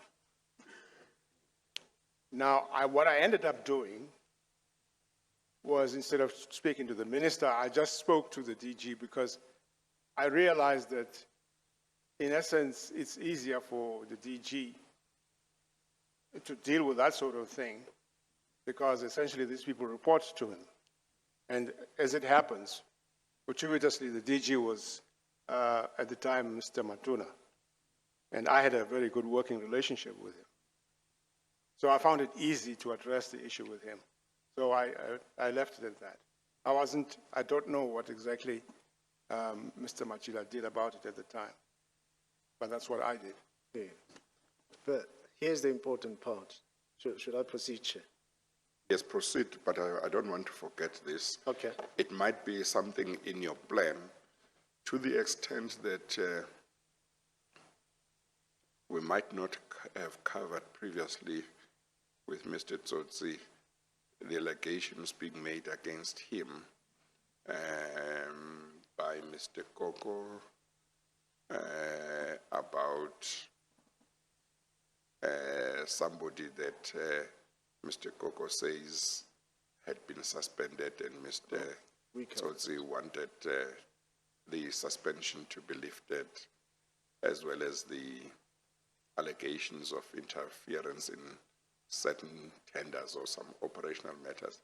I think we may have covered them, but I just want to make sure that Yes. if they were not covered, we must make sure they are covered, so that it deals with them. Yeah. Yeah. Yeah, we did, but You can do it that later. I just wanted not to forget it. Yeah. You can carry on with your plan in terms of the Thank you, questions Chair. you ask him. Thank you, Chair. Mr. Tsotsi, there's an important aspect here in the testimony and evidence of Ms. Mulefe. And this is where it is. She says, consistently with what you've just said, she is now in the office of Mr. Msomi, and she writes, he indicated to me that there are a number of black suppliers that complained about not being awarded contracts and would like to meet and discuss their complaints.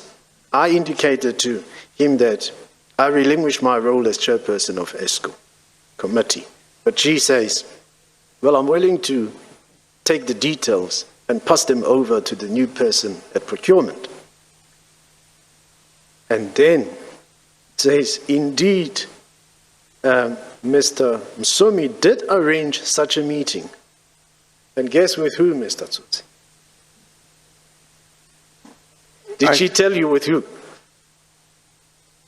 With Mr. Salim? No, I Essa. don't recall that she told me. With Mr. Salim Essa. Oh, okay. All right.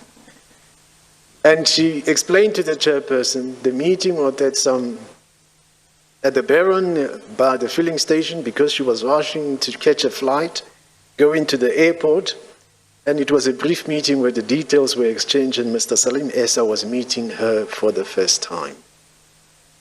Mm-hmm. And that's where Mr. Okay. Somi was following up. What are you doing? What are you doing? And I want to surmise to you, Mr. Tsotsi, and you may comment on this. When she failed to do what was requested, it became a red flag. In all probability, yes. I can see the picture, yes. But it doesn't end there. Then comes Colin Machila. She testified about her having to develop a financial sustainability plan. So there, you will recall, Mr. Tsotsi, that is in, Chairperson, this is in April 2014. She's just been appointed January 2014. We are in April 2014. The financial plan has to be developed, and there is a meeting and where she has to present it to the board. Mr. Tsotsi, you will recall, you said to her, this plan is not robust enough. Recall that? Yes, yes, I do. Do you know what happened thereafter? Mr. Colin Machila is the acting CEO, and he says, I will help get external service providers. I don't remember. I guess he must have indicated that to Zulu herself. I don't recall that he... You don't recall that? But I recall what happened subsequent to that. Yeah. Tell the chairperson. Okay. Chair, the issue was that, you know, because of the growing deterioration of the financial position of the company, particularly because of the consumption of large amounts of diesel in the load shedding program, or program designated, designed to counter load shedding. Our financial position was declining, and so there was some anxiety about what's going to happen, what's likely to happen. And I think, if I recall well, the minister had wanted to get a financial position, and they had given us a certain time frame. I think in that meeting, the FD must have been present. Was that the end of June? All right, that's the former Eskom board chairperson, Zola Tsotsi, testifying at the Commission of the State. That we were given to come up with something. And I think also Treasury people were, you know, were also in the loop on this particular issue. Yes. Anyway. But in the light of what I want you to tell the chairperson. Yeah, okay. Yes. So what happened then, Chairman, is that Ms. Molefe at some point came to me and she said to me that she is experiencing some difficulty working with Mr. Machila, who was the acting chief executive, and that he was demanding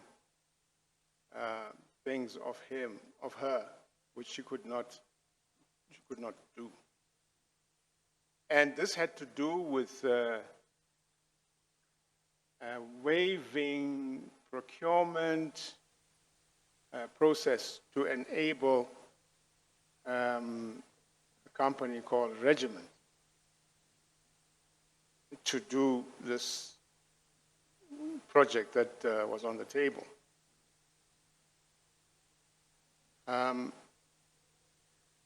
Then she also spoke to some board members in that regard. I think Mr. Kwanas was one of them, if I remember. People who were involved in the committees that were relevant to this. And I then decided, okay, let's hear her out. So I asked these board members to have a meeting with her to hear out what the problem is, including the acting chief executive. And the outcome of that meeting was that they were required to follow the due processes. In other words, not obviate. To follow the law. Yes, to follow the law. And there was some, I think, I don't want to call it an altercation, but there was still some argument between herself and the acting chief executive, who I then discovered was the one who had brought this regiment's people on board. That's when I found out that Salim Issa was part of this business. I didn't know until I heard from Mr. Machi. So, May I, yes. you want to carry on? Yeah, no, then at the end of the day, Chair, the proposal and the suggestion from the board was that we can't get into an involved exercise. Then these people can only do some sort of a desktop exercise. I think that's, if my recollection is right, that is where the issue ended. And then I then had a meeting with the two of them because I realized that they were not working well together. And what I said to them was, people, you know, the important thing is to get a result, because there's a result that's required by the minister. So let's get on with the work, and let's not create tension between us. Well, one will see what ultimately, when all the evidence is in, what will emerge from that evidence. Yes. But at this stage, it seems that it's important to note that, subject to what Mr. Machela might say, if and when he might give evidence here, it seems that he, as acting CEO of Eskom, prior to Mr. Madonna coming in, was amenable to bringing in regiments to Eskom, and seemed to have had some relationship with Mr. Salim Essa. Then comes in Mr. Matona in October 2014, succeeding Mr. Machila. I don't know whether I will hear any evidence about whether what Mr. Matona's attitude was to Mr. Salim Essa and Gupta Associates, but he gets removed as Group CEO, and a month after he has been removed, the board of Eskom brings in Mr. Brian Molefe as Group CEO of Eskom. Yes. Yeah. Thank you, Chair. There's an important detail, Mr. Tsotsi, in regard to that issue of the corporate plan and get external service providers to assist, because Mr. Tsolofelo Molefe says, verbally here and in the affidavit, that Mr. Machila arranges a meeting with her at Monte Cassino. And they talk about a service provider that has the skills, can help, can do the cash unlocking at Eskom. Oh, yes. Yeah. Balance sheet optimization, yeah. Say again? It's called the balance sheet optimization exercise. Optimization. Yes. And they were soon joined by a gentleman whom she recognized, but the gentleman appeared not to recognize her. And that is, again, Mr. Salim Essa. Says, Essa reintroduced himself to me, clearly not remembering our first encounter a couple of months before. It became clear to me that he was very well briefed on the strategy planning session and the financial qualms of Eskom. He appeared to have prepared very well to meet with us and propose his solution. Essa indicated that he knows a company, Regiment Capital, that can assist with unlocking cash on the balance sheet. He said that they had done work successfully at Transnet, SAA, and City Power. Machila, who appeared to be very interested, asked Essa how soon could he arrange a meeting with Regiment's Capital. Essa replied, as early as tomorrow. almost as if this was prearranged. At this stage, I assumed ESA was a shareholder of Regiment's capital. The next day, it's Monday, there's a meeting at Eskom, arranged with CEO of Regiment's, Mr. Eric Wood, at Eskom's offices. You are not placed in the meeting. It's Mr. Mashila, Dr. Stephen Lennon, and Ms. Tsulofelo Molefe. Let me fast forward because regiments then say, we will provide you a proposal in 5 days. She said they didn't do that. You were provided with a document more than 2 weeks, about 2 weeks later. And this was not a proposal, but she says it was an agreement. Do you know that? That would have been discussed in the meeting we had with her and the other Exactly, Mr. board Tsotsi. members, yes. Yeah. And she was refusing to sign that agreement. Because Mr. Machila was saying, you will sign that agreement. She said, no, I will not. I remember one of the complaints she had, Chair, was the fact that Eskom was being charged for work that it should not have been charged for. I think, in of terms course, of the we brought that proposed up. agreement. In terms of the proposed agreement. Exactly, in terms of that proposal, she was Yeah. being asked to sign. And that's another red flag on her. Yes, So Mr. Salim Essa knows this. yes. He's met with her. Now is the second time. Mr. Eric Wood is being introduced, Regiment. The email came from Mr. Eric Wood with the proposal, which is an agreement. And she's refused to sign. It's interesting what she says, Mr. Machila tells her. She says, Mr. Machila now is reprimanding her.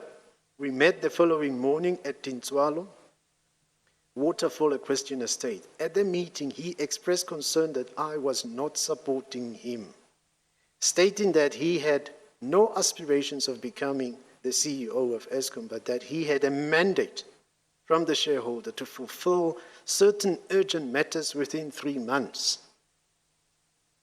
and that we do not have time to be following our long-winded procurement processes.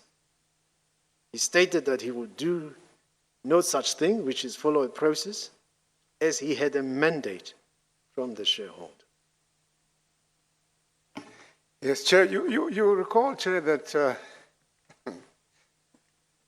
Mr. Machila is, about this time,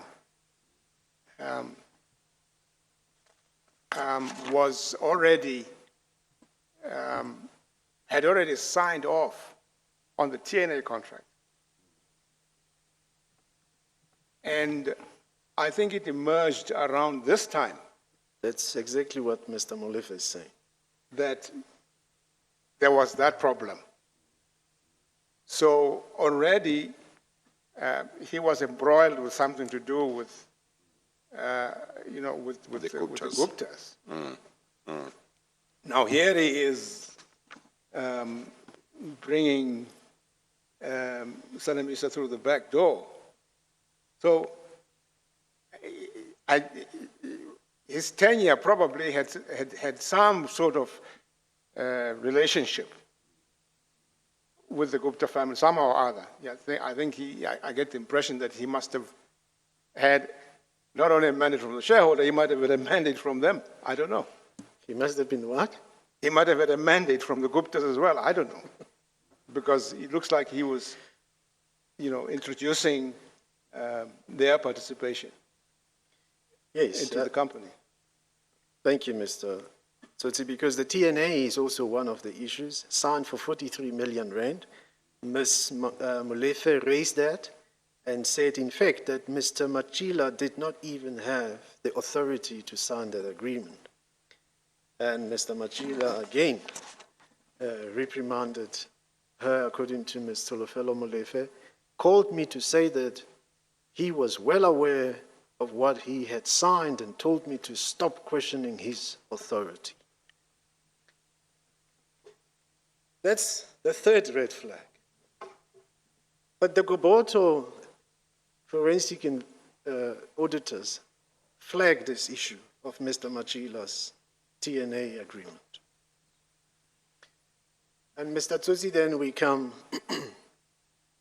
to that board meeting. We are still in 2014, about which Mr. Tsolofelo says to the chairperson, this board meeting was arranged. We were to approve the financials in order to do a road show for international bond. The meeting was scheduled. Mr. Tsotsi phones me and says that he is going to cancel the meeting as he was receiving pressure from outside to cancel the meeting. Now, this is not the meeting of 26 February 2015. We are in 2014. I think you allude to that in your affidavit, Mr. Tsotsi. This is about TNA. Yes. You recall this? Mr. Selega, Yes, Chair. please don't forget your line of thought, and Mr. Tsotsi, don't forget the issue, but I just want to interpose and say, now that Mr. Selega has reminded us of the interaction between, or the interaction involving Ms. Molefe, the financial director, with Mr. Koko, as well as in Mr. Salim Essa and regiments, and Ms. Molefe refusing to sign that agreement. You meant to say Mr. Machila, Mr. Chairperson. Machila, no, I'm sorry, Yes. yeah, no, not, you know, one is Mr. Machila, the other one is Machela Koko, isn't it? So you can, Yes. no, I mean Mr. Machila, not Mr. Koko. Yes, Chair. Mr. Machila,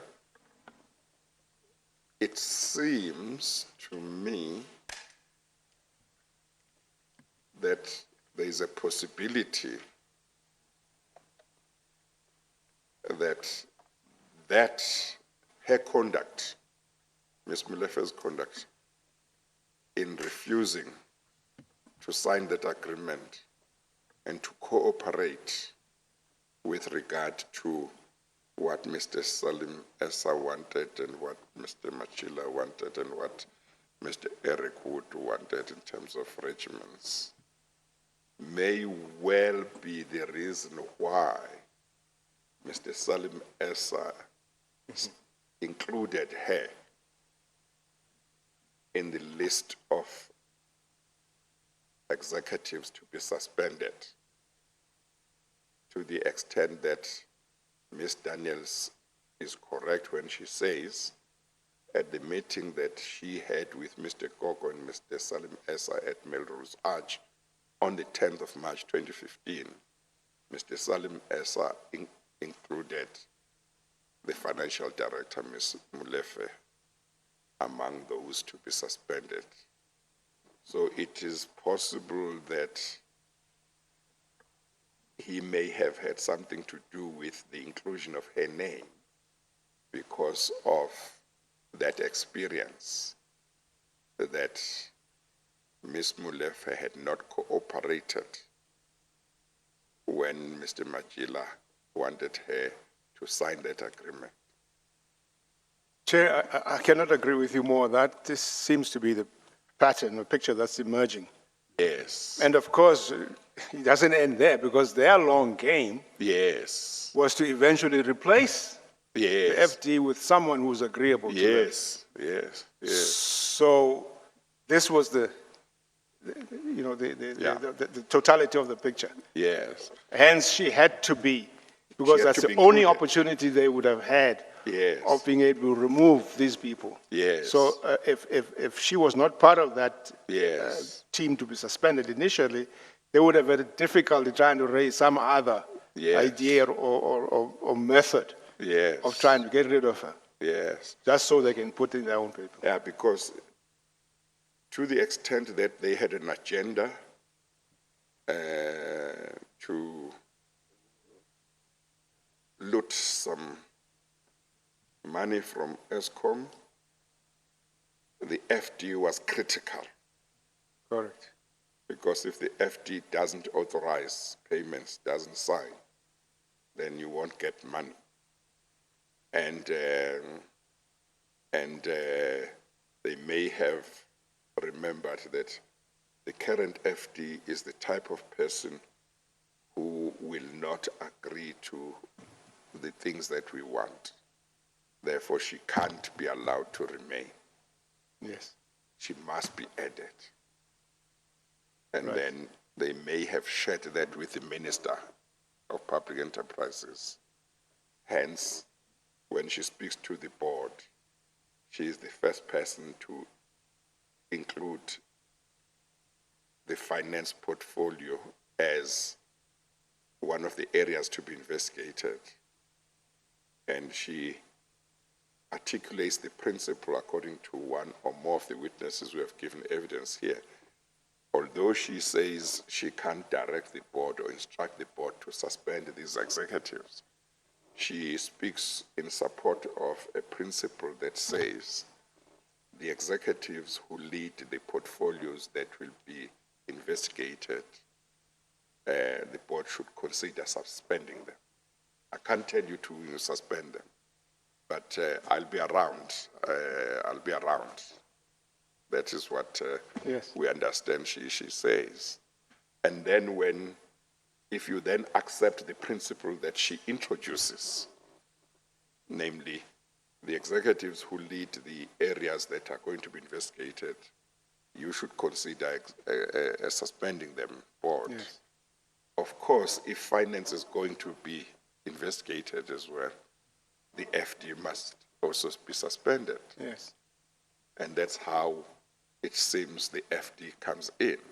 Yes. But on what one hears here, the first person to mention the inclusion of the FD is Mr. Salim Essa, somebody who is not at Eskom, somebody who is not in government. Yes. And according to Ms. Daniels, he presents himself to Ms. Daniels as advisor to the Minister of Public Enterprises.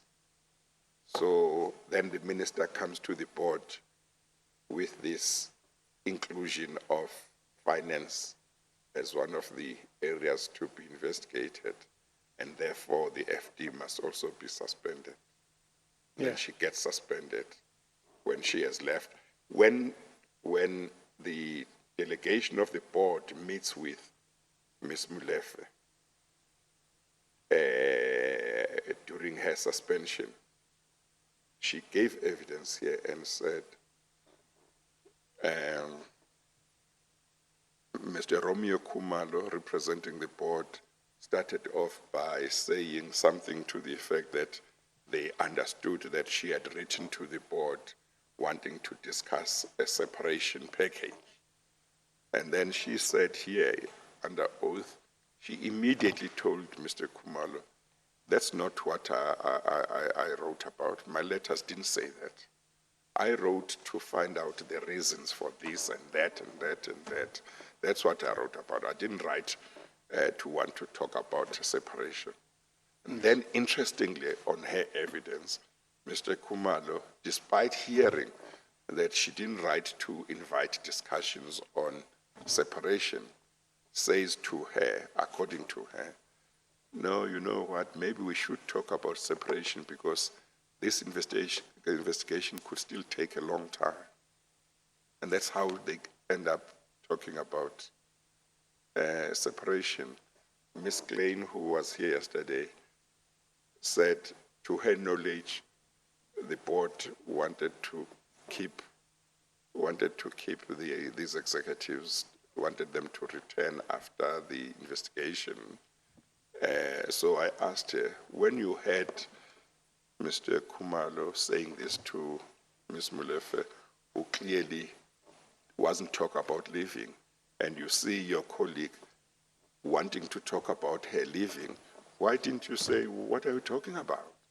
Yeah. She couldn't remember why she didn't say that. So they end up talking about that. She ultimately, after some numerous meetings and exchanges, she leaves.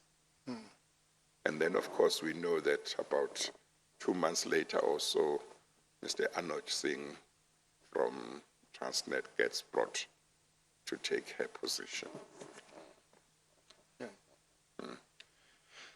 Right. Yes, about this meeting, I can't remember what time was this? This meeting, Mr. Tsotsi, let me give you more information on it. The Board of Forensics has flagged the TNA. Yes. Machila has no authority. And there are financials. Let me see what Ms. Molefe says. She says, what was important about these financial statements was that we were preparing to go, therefore it was very important that the board approved the financial statements. However, what happened on the day that the board was meant to sign the financial statements that flagged the issue of Mr. Machila. A few days before the board was meant to do so, you call her and you say, cancel the meeting. She was able, she says, to persuade other board members to have the meeting in your absence. They agreed to meet, they agreed to approve the financials, and then you called her after that to tell her, look, I have obtained advice.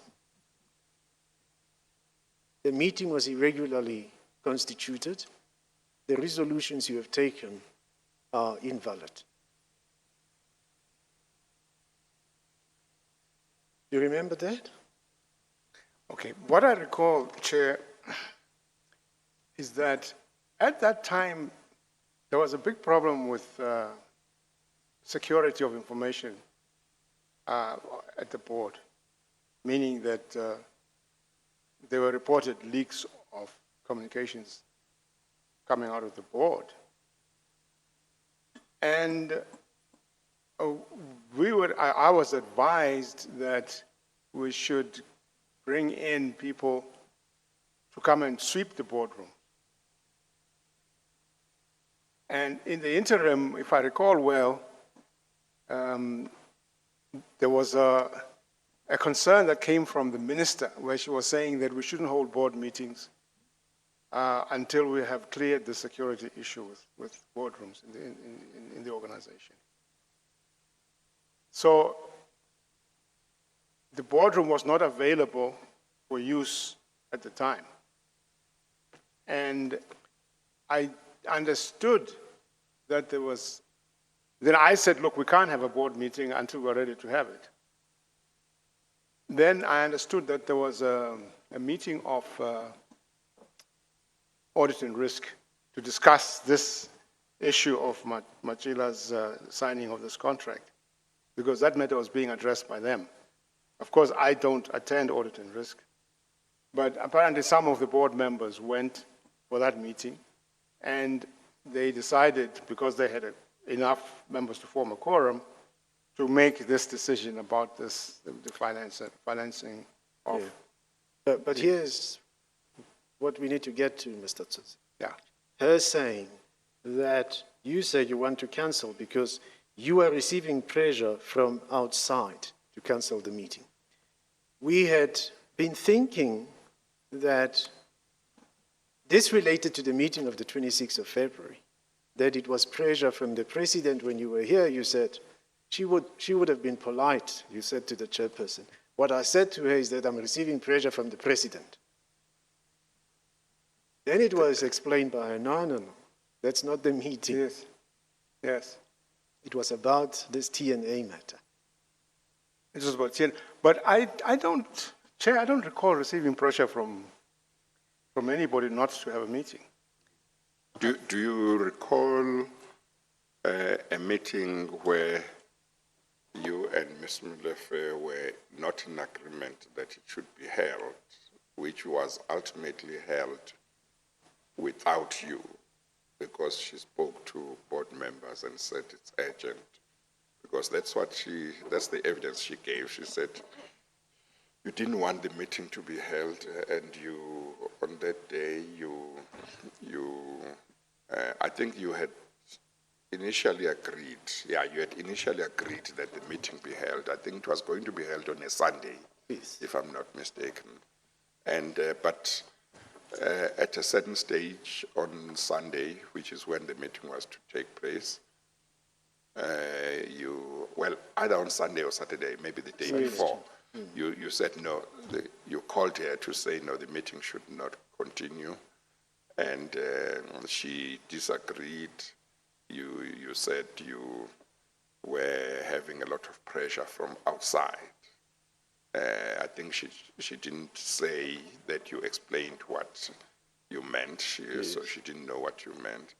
But she ultimately had to talk to other members of the board, and the meeting was held without you. You do not recall anything like that? I recall the fact that that meeting actually happened without me. I was told by my executive in the office, because I had suggested that the meeting should be held over till the next day, which is the Monday. Because of this, to my recollection, the problem was with the porousness of the boardrooms, and that information. Because of the porousness of the Yes. of the boardrooms, that information was leaking out of the boardrooms. Yes, yeah. And the only time to have them swept would have been a weekend or at night.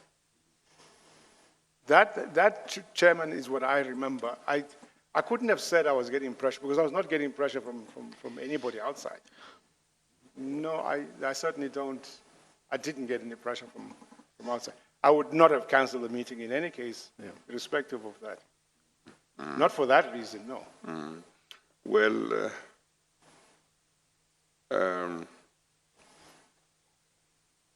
of course, you did cancel the one for the 26th of February Yes, Chair. because of outside pressure. Well, Chair, if we're talking about people who are internal to government, that's a different situation.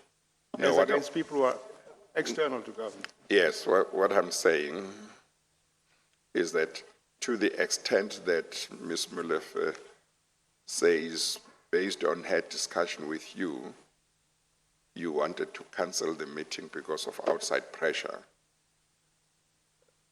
there could be an argument that with regard to the meeting of the 26th of February, you did cancel a board meeting because of outside pressure.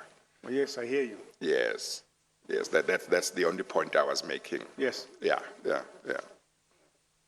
But you say your recollection as far as the other meeting, the meeting that Ms. Molefe was talking about, your recollection is that the reason why you wanted to cancel the meeting was because you wanted that the venue be swept first to make sure that there would be no leaks. That was the reason. To the extent, actually, I recall that we even had to change the venue. We That's actually so. had to hold a board meeting outside of Eskom Okay. because of this problem. She did say that you subsequently the meeting had to be held again because there was an argument that the meeting that they had held, the one you did not attend, was unlawful. And she says the one that they held, I don't know whether it was on Tuesday or Monday, but 1 or 2 days after the one you didn't attend, she said you did attend that one. Yes. And one may expect that maybe in the minutes of that meeting, the one you attended, there may be something that may have been said about why you were against, you wanted to cancel this one. So I think those minutes should be sought because I think it's it would be surprising if at the beginning of that meeting, there was no discussion of why that meeting was being held in circumstances where it had been held a day or two before. It had to be held. So if those minutes are found, one might find that there is something said there. It will certainly help, Chair. Yeah, Yes. okay. Yes, thank you, Chair. Indeed, Ms. Molefe says, Mr. Tsotsi, that they went to meet with the minister, herself and Mr. Matuna, and you sent her a text message saying, I'm with the minister. When in fact she was with the minister, together with Mr. Matuna. Meaning with the minister, meaning what? They were going to complain to the minister that you cancelled the meeting which is so important, the financials have to be approved, and it was the minister who said, go and have that meeting the next day. And so they laughed off your SMS, which says you are with the minister when in fact you were not. I'm not aware of that, Chair. I'm not aware of that. I think it's either we have to look and find that SMS or something, but I'm not aware. But here's the point we want to come to, Mr. Tsotsi. We understand that Mr. Hauer was the CEO of TNA. Yes, yes.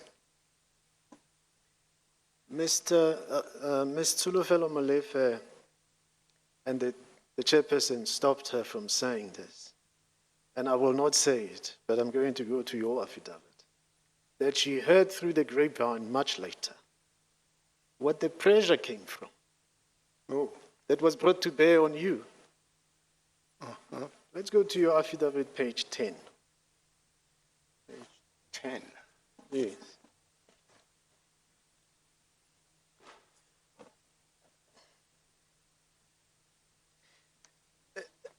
Because it was interesting when you were saying, if we talk about people outside of government, and you contrasted that to people inside of government, when the chairperson was talking about pressure. So I wondered, why were you saying that? So page 10, you relate there... 10 red or black numbers? The black numbers, Chairperson. Okay. I'm sticking to the black numbers.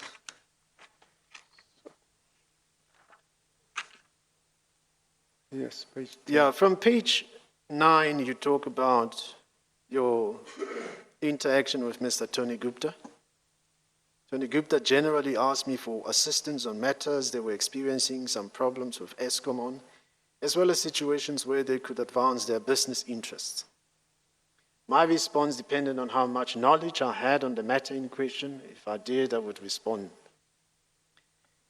6.6, Tony Gupta explained that they had an interest to supply gas to the Western Cape and saw Eskom's open cycle gas turbine plant as an anchored tenant for that business. Consequently, they were looking for exclusivity and wanted to sign an MOU with Eskom. It transpired that this MOU had already been negotiated by another company, and at that juncture was with the Department of Energy for signature by the minister, as was the practice. I explained to him that not only was the MOU agreed with another party, but it was also beyond the jurisdiction of Eskom. After he discovered who the beneficiary of the MOI was, he promptly accused me of working with Baba's enemies. And maybe that was a red flag on you, Mr. Tsotsi. But then comes the next paragraph. Yes. During that, the impasse of the TNA contract, when the award of the contract by acting CEO Colin Machila was under scrutiny for irregularity, I was requested by Tony Gupta to make this problem go away. I responded that this I could not do, as there were processes in place that must take their course. For the first time in my encounter with him, he showed visible signs of anger and frustration as he kept insisting that I was not interested in assisting him. Another red flag on you. I would say so, yes. All right. Could the pressure has come from this? Mrs. Zola said through the grapevine. She understood this to be the position. So we thought we will wait for you to confirm it, Mr. Tsotsi. I actually, Chair, to be honest, I don't recall. Tony Gupta never asked me to, to cancel a meeting. I don't, no, he has never asked me to cancel a meeting. But he asked So- you to take away the problem. This was now the problem with Machila. No, explain to the chairperson, Mr. Tsotsi, because the Board of Forensics had flagged that issue as a reportable irregularity. Right. So the board, in approving the financials, would have had to include that in the approval. Correct. Yes. So when he's saying to you, make this problem go away, he doesn't want it to be in the books as a reportable irregularity. Yes, I would imagine that is the case, yes, because Mr. Machila would have had to have, well, he was on the way to being disciplined for this, had he stayed on in the company. I think we traversed this during the TNA, Yes, Yes. what's name, presentation, yes. yeah. I'm only pointing out for a different reason. Yes. There are red flags that are going to explain why people are moved from their positions. Yes, You are also flagged. that's right, yes. I can see that. Yes. Chair, do And you of have course, it culminated in Cape Town. I think that was it was like I was being warned, and I was not taking the hint, or if I can call it that. But then in Cape Town, it became very explicit. Yeah, because that's a subsequent encounter Yes, that we've placed you in this position. correct. You are not assisting us and we can remove you. Yes. Should I carry on, Chair? Yes, carry on. What is your estimate of time that you need Mr. Tsotsi Yeah. to be here? When I get to putting the versions of other witnesses to Mr. Tsotsi, I think it should go faster once we have the grand picture Yeah. of the reasons leading to that. If we adjourn if by 1, and I think I will not be finished by 1 o'clock, and we start with Mr. Tsotsi at 2, I should be able, Mr. Tsotsi, on my side, Chair. I think personally I will need about 45 minutes. Yeah. I told Mr. Slicker that I would have lunch at home today, Chair. Sorry? I told Mr. Slicker that I would have lunch at home today. Oh, okay. I see he's talking about Now 2 he o'clock. wants to spoil your plans. Exactly.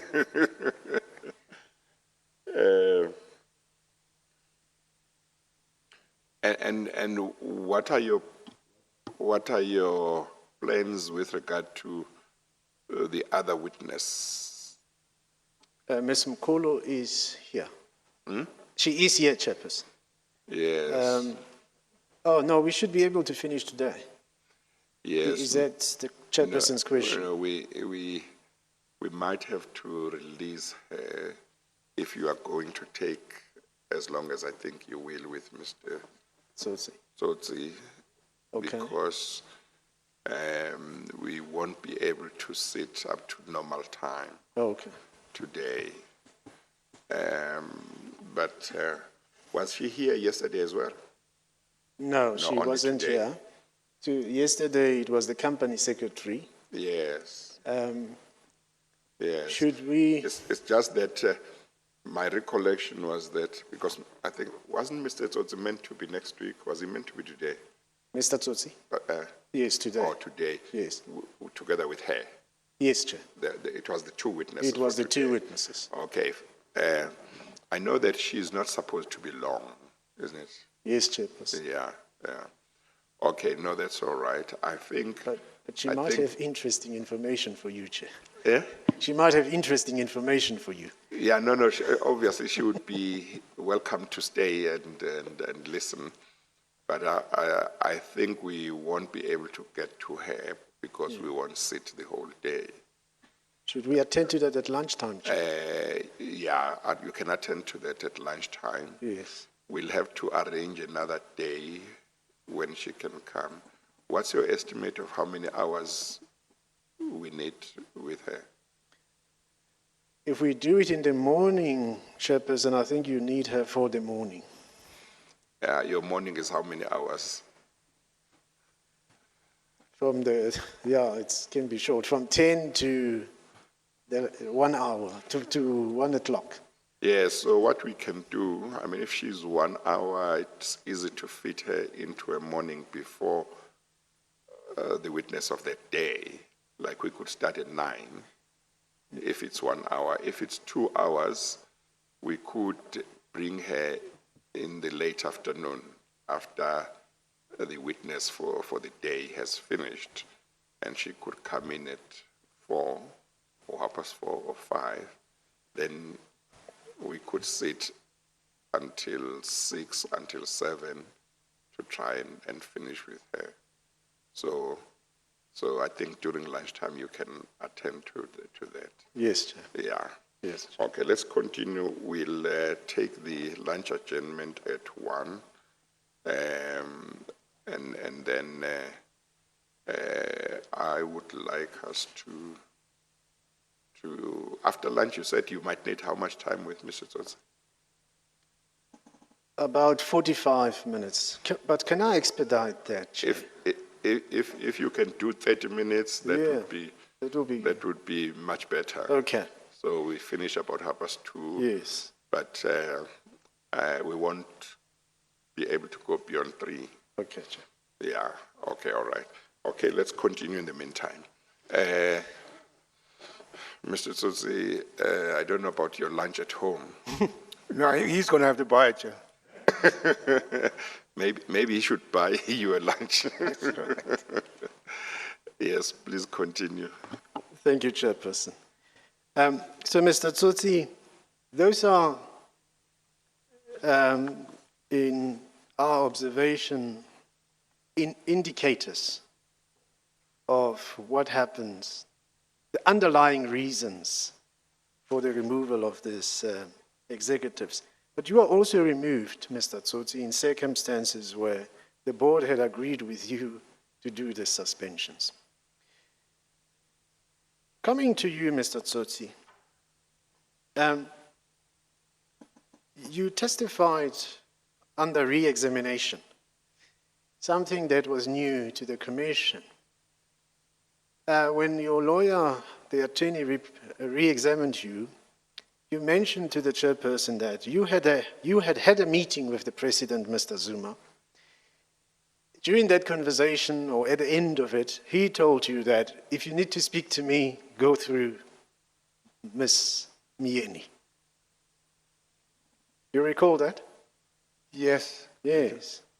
And Ms. Mieni has provided this commission with a statement. Oh, she didn't provide the commission. We obtained a statement which is submitted at the Parliamentary Portfolio Committee, which the commission has shared with you. In her statement, she says, what you are saying is not true. You were the one contacting her, and I'm linking this to what you say the president told you. You are the one contacting her because you were concerned that the board was about to pass a motion of no confidence in you if you did not suspend the executives, and you needed her advice. It was all about you. The meeting in Durban was all about you. The president was not involved. Why would the president be involved and not give a written direction to either the minister or to yourself as a chairman of the board? And that's her version. And she says it is not true that she called you and asked you to go and attend the Durban meeting to meet with the president. She says, in effect, you had been pestering her with calls, seeking advice from her on Eskom matters. And she says, if I'm not mistaken, Mr. Slegger, she says there is a third party that you were also using. She doesn't disclose the identity of the third party. But Mr. Slegger is right. She says the meeting in Durban was about you. And she says Mr. Zuma did not attend that meeting. What do you say to all of these things? Chair, I think her version is completely wrong. It's incorrect. First of all, I would have no basis for looking for advice from Ms. Mien. She had nothing to do with Eskom, and for all intents and purposes, she would not be in a position to engage with me on issues of Eskom. So my looking for advice from her, I think, is just untenable. Secondly, she indeed is the one who called to say that the president would like to have an audience with me at the president's residence in Durban. And she called me, I think it would have been either the Thursday or Friday or Saturday. No, Friday, I think it was, which would have been the 6th, I think. And Mr. Linnell, in his evidence, I listened to, confirmed too that he was also asked by Tutu, Ms. Mieni, to go and attend a meeting at the presidency. Now, she did not disclose to me at the time she called me what the discussion was about, notwithstanding the fact that I asked her, what is it that the president wants to talk about?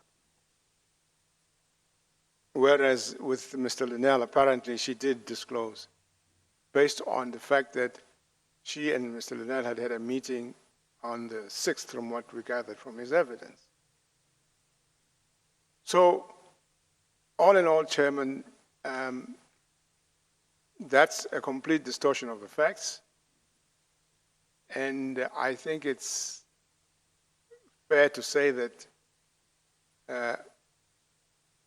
the whole exercise of us going to see the president is well corroborated by what Mr. Linnell also had to say. So I don't know where Ms. Mieni gets all of this understanding about what happened, but from my perspective, it certainly is not true. She says that the reason she brought Mr. Linnell to the Durban meeting is because the assistance you needed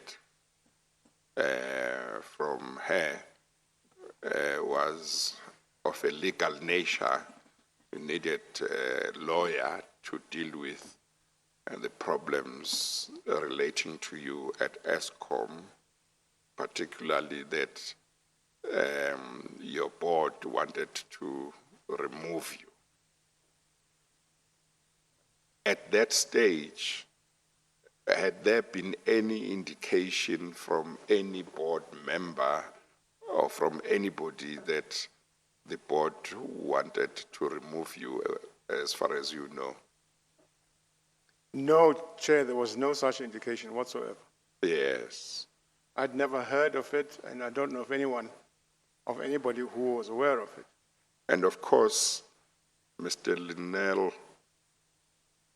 also made it quite clear when he gave evidence here that he was disputing Ms. Mieni's version that the Durban meeting was about you. He also said that's not true. Correct. Yes, but that's the version that emerges from Ms. Mieni's statement that she seems to have submitted to Parliament. Yes, Mr. Selega. Thank you, Chair. Mr. Tsotsi, on this vote of no confidence against you, you say you know of no one who knows of that. But remember you asked Mr. Linnell to give you, or your lawyers, a statement or affidavit, which he did, when you were charged by the board. Correct. You would have seen that statement then and now. He speculates at the end of it that he learned through rumors, and I'm asking you this because you are here, you can clarify to the chairperson, that the board, when the meeting of the 26th of February was cancelled by the minister, it was because the board apparently wanted to discuss your removal. Chair, I recall that appearing in Nick's statement, and I think he and I talked a bit about that. Obviously, at the time when Dudu Mieni alleges that I was trying to avoid myself being a motion of no confidence being passed on me, at that time, which would have been before the 26th of February, there was no basis upon which I could even speculate that there could have been a motion of no confidence against me on the 26th. So subsequent to that, when Nick told me about this alleged rumor or information that, in fact, the board was intending to pass a motion of no confidence in me on that day, the 26th of February, I then started to think possibly that was the reason why the meeting was stopped, because somebody, obviously it would have to have been the minister, because she's the one who wanted the meeting to be stopped, would have then known that I would have had to face a vote of no confidence from board members. So if anybody should have information, should this be the case, would be the minister. I'm sorry, Mr. Selega, I missed something. What did, is it a statement by Mr. Linnell which included something along the lines that the board wanted to remove Mr. Tsotsi? It's a statement he submitted at the time when Mr. Tsotsi was subjected to this disciplinary charges, but he speculates on it at the end of that statement, Chair. Due to time constraints, we never got to it. He said he heard after, through rumors, that the meeting of the 26th of February 2015 was cancelled because the board wanted to have Mr. Tsotsi, to vote on Mr. Tsotsi's no confidence, pass a vote of no confidence. Well, okay, no, that's fine. I know that even your removal, you're being charged later in March, seems something very strange to me. But it would even be stranger if before the first meeting of the new board, if we leave out the induction, if before the first meeting of the new board, new members wanted to remove the chairperson who had been part of the previous board, it would really show that there is really something very strange that was going on. I mean, even before the first meeting of the board, they are talking about removing the chairperson who had been part of the previous board. But maybe there was maybe there were those plans already in place. But it would be strange if the former president knew about those rumors, or rather it would be strange if the reason why the former president wanted that meeting cancelled was because he had heard about those rumors. It would be strange that he would not tell you. Yes. And one would have thought that he would rather have left that issue to the board and to you, how you handle it, and not interfere. If the minister knew anything about it, it would be strange if even afterwards she never said anything. And and when one reads the affidavit of the acting DG who called you about the cancellation of the meeting, her evidence in her affidavit suggests that you were very opposed to the cancellation. You wanted reasons. Why? And she says she could not give you reasons and she didn't want to tell you that it was the president who wanted the meeting cancelled, but ultimately she had to say that. That's what she says in her affidavit. Now, if you were aware that the meeting was going to be used by the board or some board members to seek to remove you, one would have thought that you would not have been so opposed to a cancellation of that meeting, particularly if maybe you were concerned that they could succeed. But the way she says you were insisting, wanting reasons, that's not consistent with somebody who knew anything along the lines that if that meeting was not cancelled, there would be a vote of no confidence in him. I agree. Yeah. Okay. Yes, thank you, Chair. I thought I would put that very question to Mr. I think Tsotsi. you are doing the right thing to put these things to him. Yes. Yeah. Because I saw Mr. Linnell said it was a rumor he heard after the fact. Mr. Tsotsi, this is what Ms. Dudumieni says further. He says, why should Mr. Tsotsi agree to such instruction? She says a verbal instruction. At the level of the president, it should be in writing. What was being hidden here? Does this mean that Mr. Tsotsi became a chairman of the board without understanding the roles and responsibilities of a chairman, or at least a director?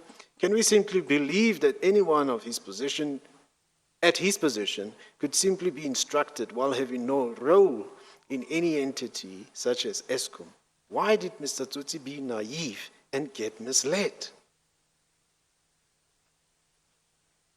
What do you say, Mr. Tsotsi?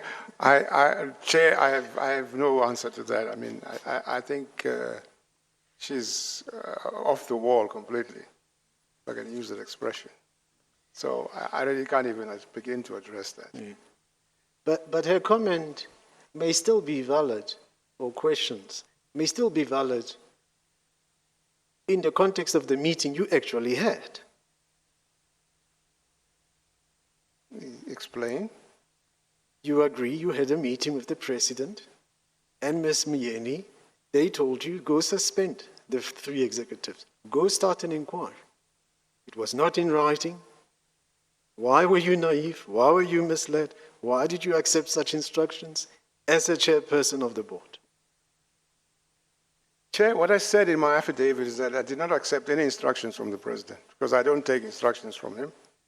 I don't have a fiduciary relationship with him. But what I needed to do was to test the idea with the board with whom I have a relationship. And that the board did the right thing by establishing the opinion of the shareholder. So the process through which we went to deal with this matter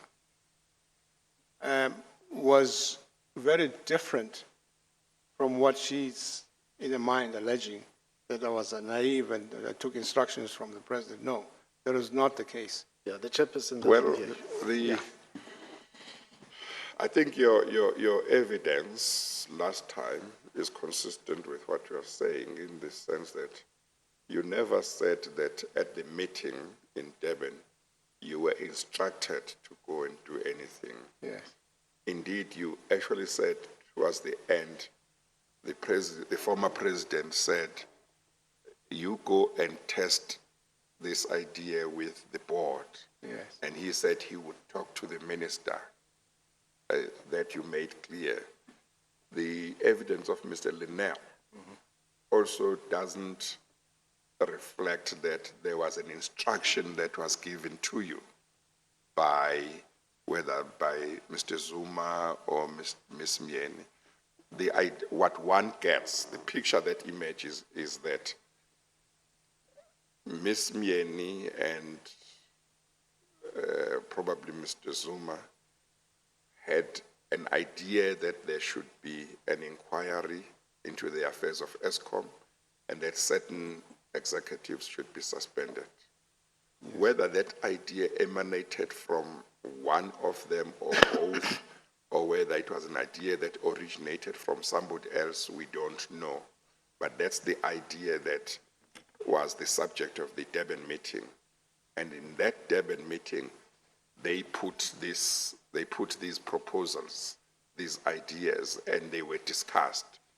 You said that you were not opposed to the idea of an inquiry because independently of them, you had thought that an inquiry might be a good idea. But you said you were opposed initially, at least. You were opposed to the suspension of executives. And I think Mr. Linnell confirmed that at the Durban meeting, you were certainly initially opposed to the idea of the suspension of the executives.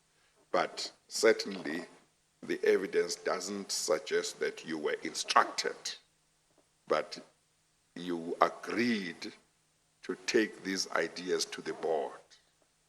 Is that right? That's correct, Chair. Yeah. Okay. Chair, I might also say that Mr. Linnell did say the president said, go do it. Well, go do it. But that's Mr. Linnell who said that. Okay. Yes. Mr. Tsotsi, I'm putting this to you so that Ms. Mieni doesn't say, but they didn't tell him about my statement. You understand? Yes. Yes. So I'm not necessarily saying I agree with what she's saying. I'm just saying get a chance to respond to it. Yes. Yes, but what you are also doing is testing his own evidence. Correct. When he denies Ms. Mieni's version, you are testing his own evidence because in the end, I want to see who is Correct, telling Chair. the truth. Yes. And it is right that you should test his evidence just as you will test Ms. Mieni's evidence. Thank you, Chair. When she comes here. Yeah. So you Or understand. you or somebody else from the legal team. Indeed. But I think we must take the lunch adjournment now. Thank you, Chair. We will take the lunch adjournment and we'll resume at 2:05. Thank you. We adjourn.